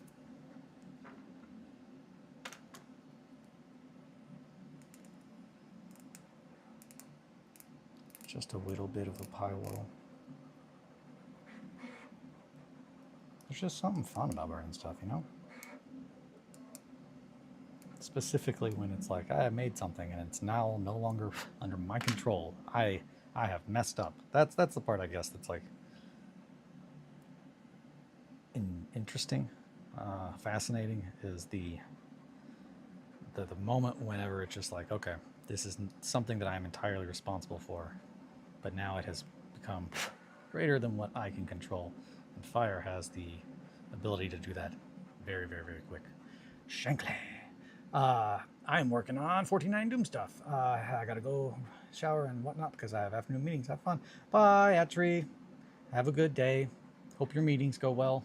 I am working on 1490 Doom stuff. Shankly, I am so sorry that I did not make it on Sunday. I was running around Sunday like a chicken with my head cut off. For hours. Trying to get ready for the stream, and then a bunch of other stuff. Our hair appointment. My wife and I both go and get our hair done by our friend Miranda. Hers had to be moved because something happened and she no longer had the stuff to do her hair, so it had to be done on the day after. So I was just running around and I had to mow. Gosh, that sucked. Alrighty, so pouches. I'm working on 1490 Doom stuff. Cool. glad to hear it. Yeah, no, how did it go though? I would love to hear about that. I'm bummed that I did not make it, but I will be the next little meeting for the Karstic boys. I'll try to get that Johnny boy there too. Which I'm not gonna steal his thunder on this, but my sweets, I cannot stress. Shit's about to get really fucking real. Because our boy Johnny has had some very recent developments that are going to be very conducive to all of the goals of the Grimdark Distillery, as well as just Johnny and I wanting to do what we do. When our powers combine, Captain Trash It. He's a hero, gonna make some models out of trash. Oh boy, we gotta get this guy just covered in little...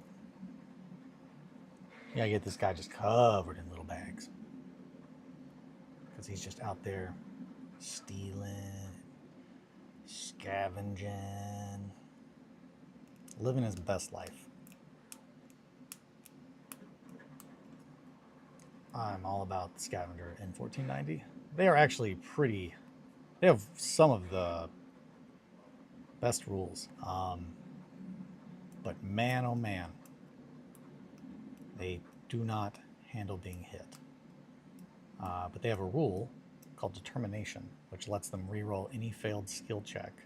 The first one failed skill check per activation. Or per round, I believe. I need to look at the actual words, but that is huge because skill is a very useful ability in 1490 Doom. It's how you climb without a ladder. It's how you open resource caches, which are like two of the main things.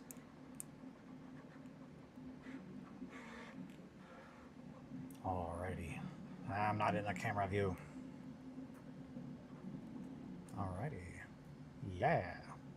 Let's go in on the backpack. Yeah, right there. Put it on the backpack. Backpack.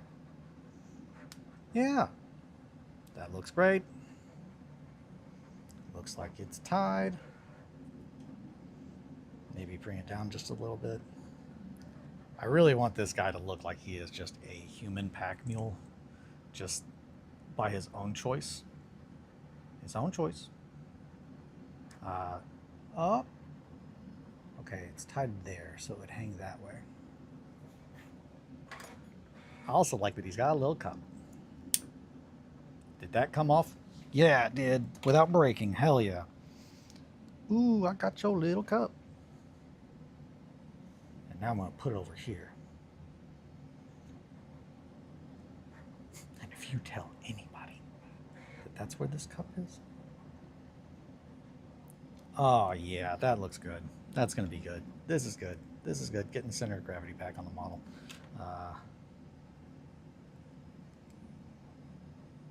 Hell yeah.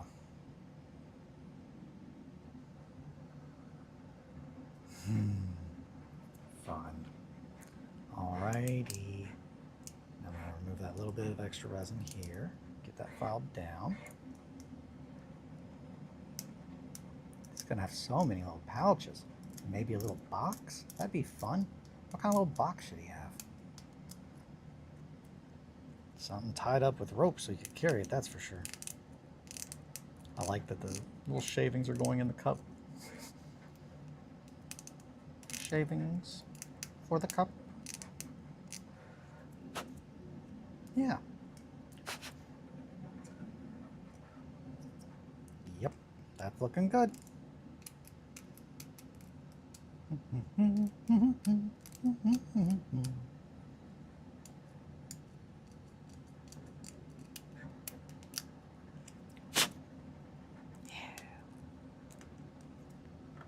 Love it. Now, how about that teapot? Would that hang like that? What is that? I don't know what that is. I might remove that part because that I just don't understand it. Maybe a cup. What part of the backpack? The teapot. I think it would actually stay at a goofy little angle like that, like if you had it on your back. Especially if there's something else tied below you or below it, like a little box. Let me see. What kind of little box do I got?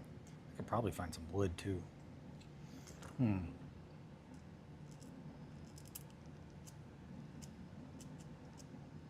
Yeah, this guy's gonna be covered in bags, pouches. It's gonna be good. Bottle. I bet he'd like a bottle. I got a little bottle over there I could put on there. The lantern. The lantern hangs. Isn't that? Ooh, that's gonna be good. Okay. Lantern's gonna hang right there.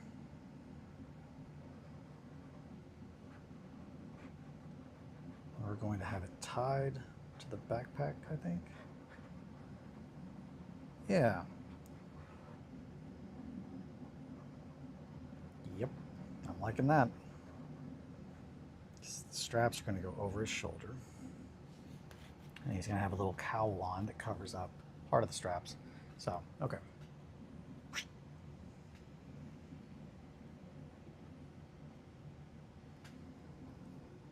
Yeah, that's good. My little hair in the window. Little hair. I did get it cut. It's not as big as it was.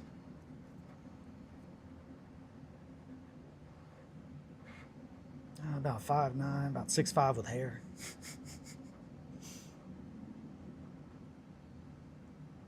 At one point, my hair was obscenely tall, comically tall.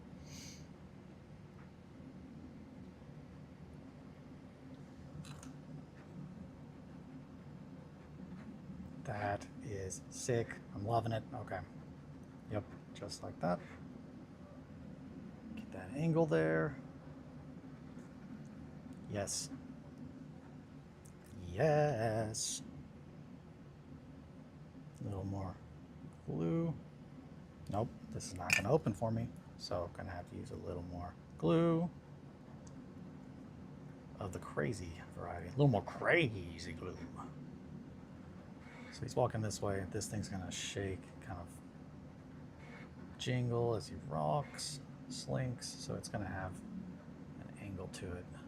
Suggest movement for sure. We need to get some super glue at the top. That's where it's not sticking. I use super glue a lot because of so many different material usage. It's just the easiest way to know that things will stick. Also, I use it as almost like a coating. That's how I get this wrapper to be stiff. Coating it in a good amount of a very, very, very thin layer, but liberally coating it in super glue that is how I get really defined shapes that stick on my fabric and my cloth. And you can do that with stuff other than super glue. Say when you're using like cheesecloth and whatnot, you can use PVA glue and it will do a very similar. There we go. I was trying to get that seam hidden, and yeah, that looks very realistic. This is actually now, the seam is becoming almost like a tear, where that would naturally tear rubbing against the foot as he walks. This needs to be roughed up just a little bit. It's looking a little too straight. Looks a little awkward.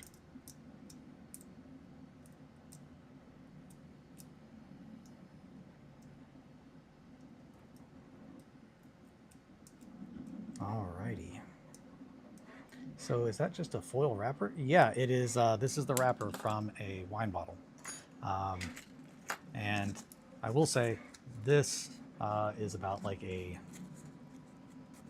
$7-8 bottle of wine where I'm at. Like, not the cheapest bottle, because the cheapest bottle does not have actual aluminum foil on it, or this kind of foil. And this is, I would say, oh, aluminum foil. Like, it's heavier than the heaviest aluminum foil that I've been able to source, but thinner, if that makes sense. Its density is definitely higher than just standard aluminum foil or even heavyweight aluminum foil, for how easy it is to move.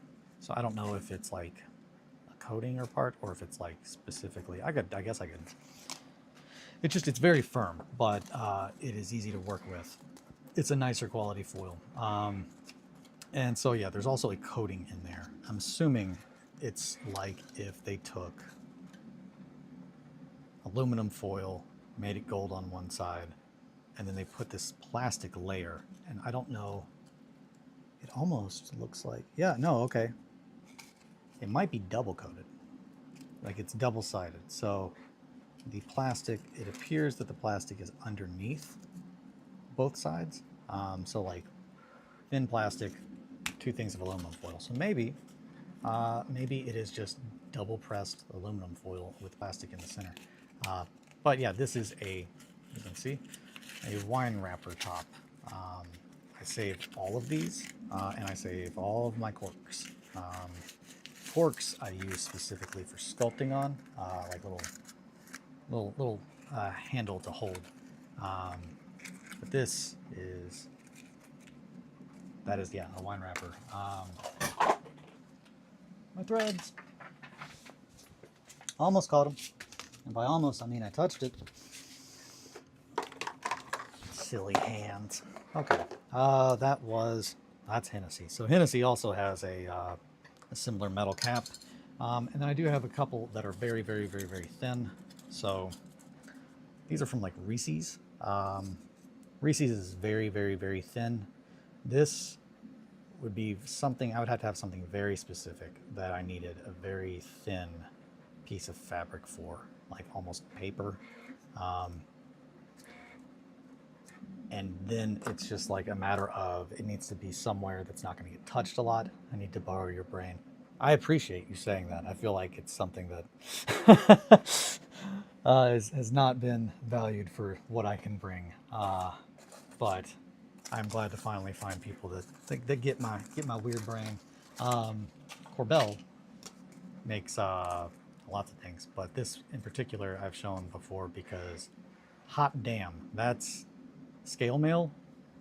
Like done, you're done. Like that is scale mail with no work needed on your part other than ink, like a base coat, and you run some wash or an ink over that, and that is going to look like scale because it is scale. Like that's what it is. I don't know why. Now, why Corbel puts a press mold to make it scaly into their wrapper, I don't know, but I appreciate it because that just this looks like a skin. So this will look, if it's painted properly, you know, it'll look like an animal hide that has very rough skin, and that is something that could be very useful, especially for, you know, salamanders, space marines, or anything that does anything with reptile things. They do it for us. Yeah, it's just like they were like, I got you, fam. They know that there's just some weirdos out there just saving trash. But yeah, foil, thread is one of the biggest things.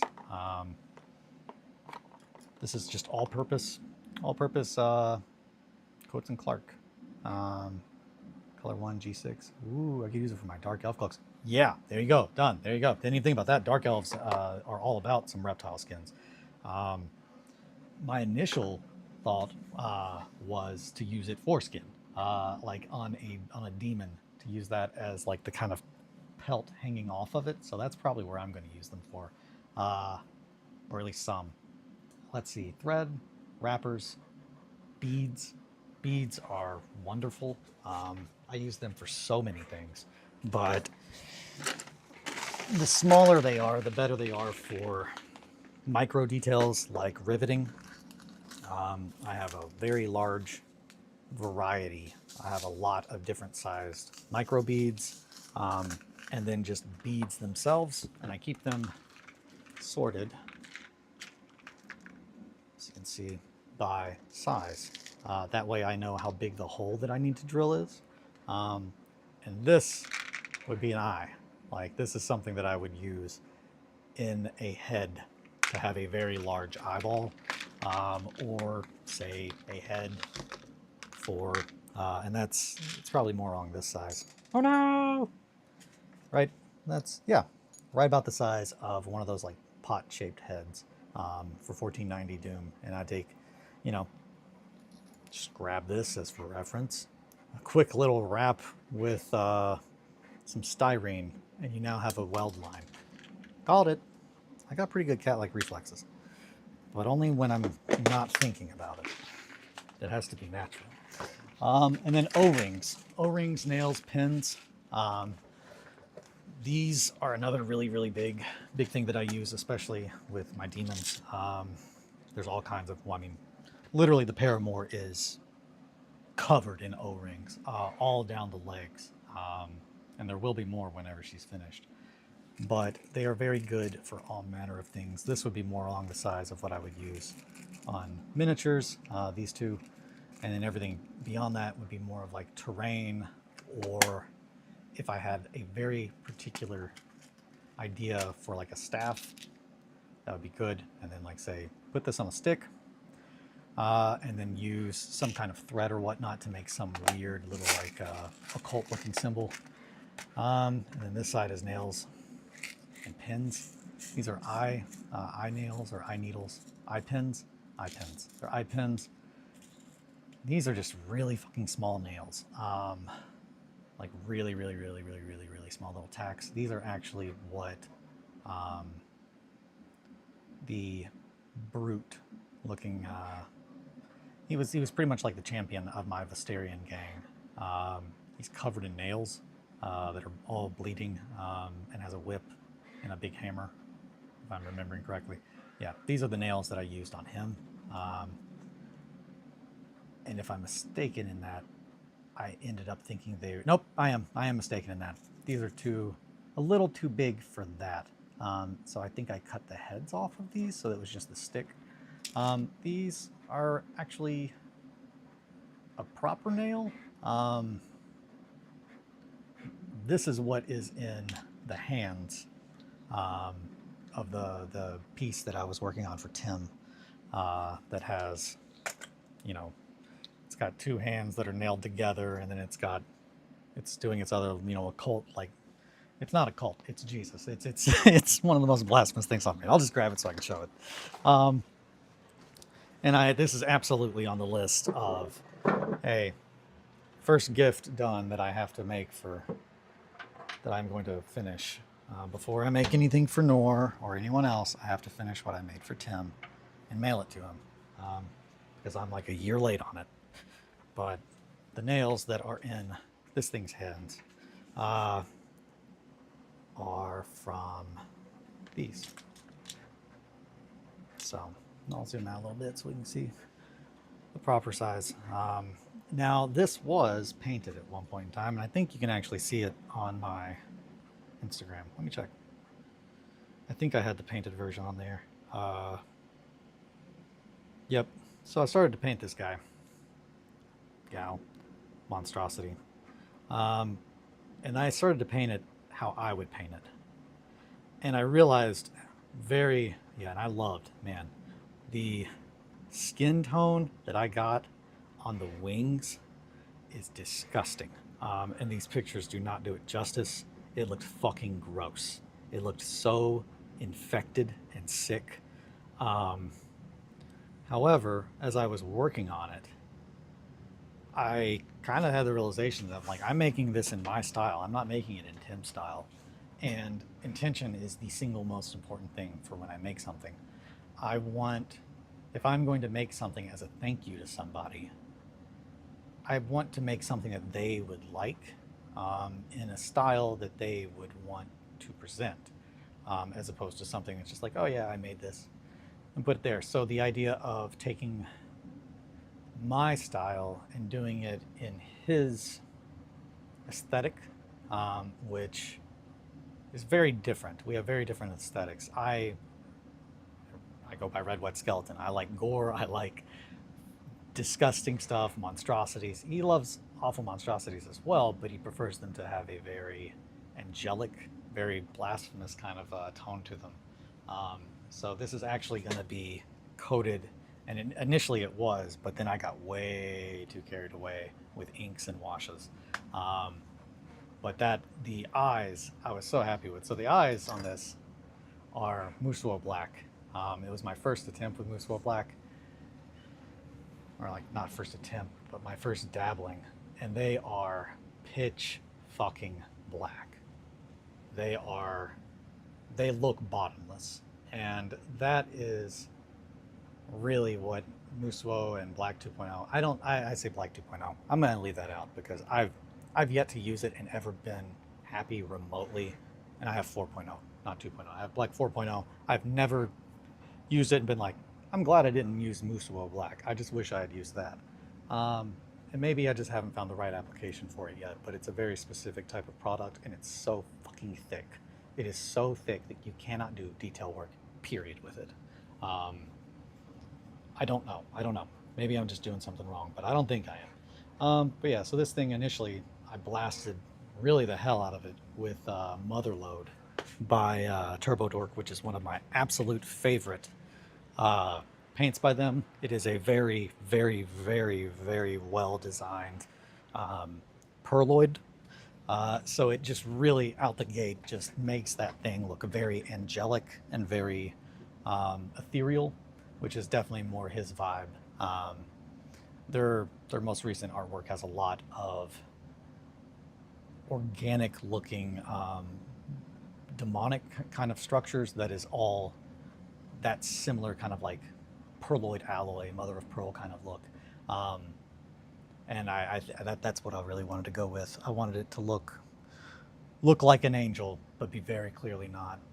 And the pose that it is doing is it's your classic Jesus. It's Jesus, you know, extending his hand, which I stabbed myself in the hand. That's what that is. I stabbed myself real good in the hand with my pencil while I was drawing, and it did not feel good at all. God, that hurts. But I had to dig the lead out yesterday, so that's why it looks a little nasty. Anywho, oh boy, that's something else there. But yeah, no, it's just the Jesus pose, which that hand, I just checked on your IG. Awesome. Thank you. Thank you so much. That pose that Jesus is doing, again, I looked into all of this stuff. I don't like to, you have stigmata. Yeah. The wounds of Christ. Really little. I'm Jesus. Ain't nobody around here, Jesus, except me. Ooh, I'm Jesus. Good old Sinbad. The demons, the nails. Oh, the hand gesture. It's a orator. It's an orator. It's Greek. Or ratios, which have always been a huge influence for me, because that is where, at least that's one of the pinnacles, and it was a society that valued storytellers,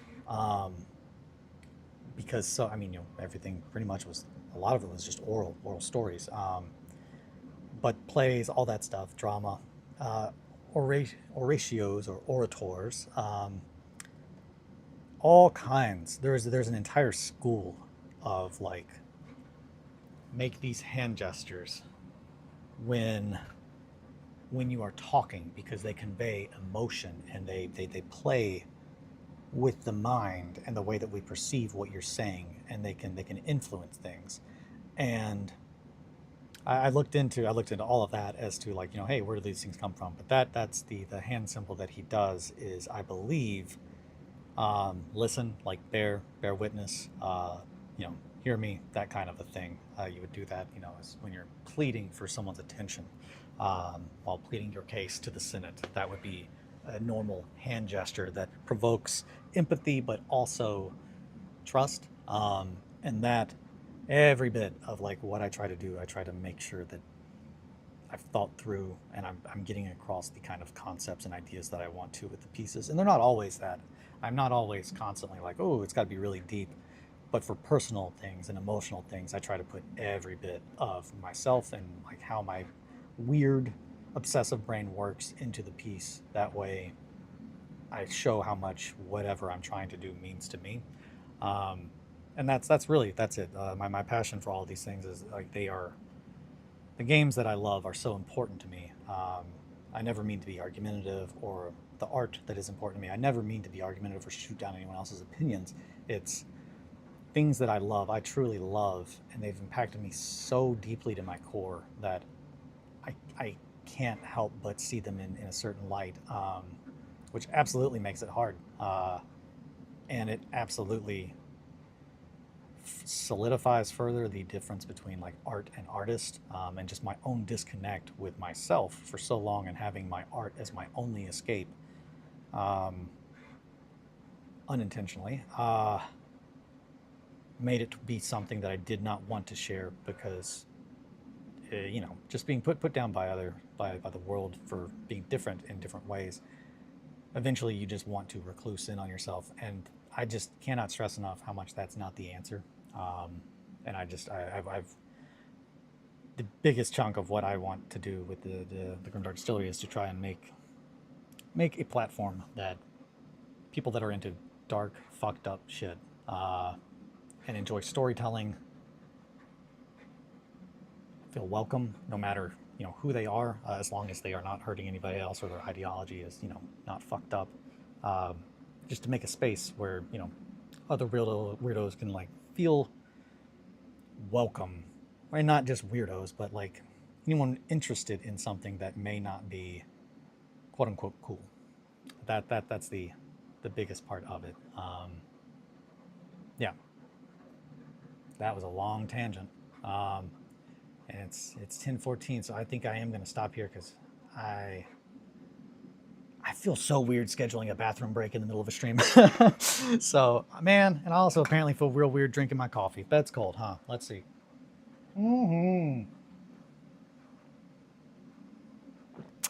Good. Nice cold coffee from 2 hours ago. Well, I'm glad you're sharing. Thank you. Thank you so much. Thank you. That really means a lot.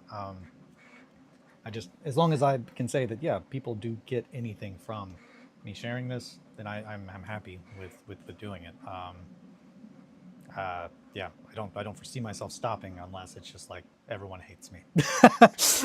But I don't think that's the case. I think even then I still probably will keep doing it because I know there's so many people that just need someone to talk to them or uh, feel like there's someone there who cares, and I do. So uh, yeah, thank you so much, Shankly, for all these things. Thank you, Possum. Thank you, Roz and Atri.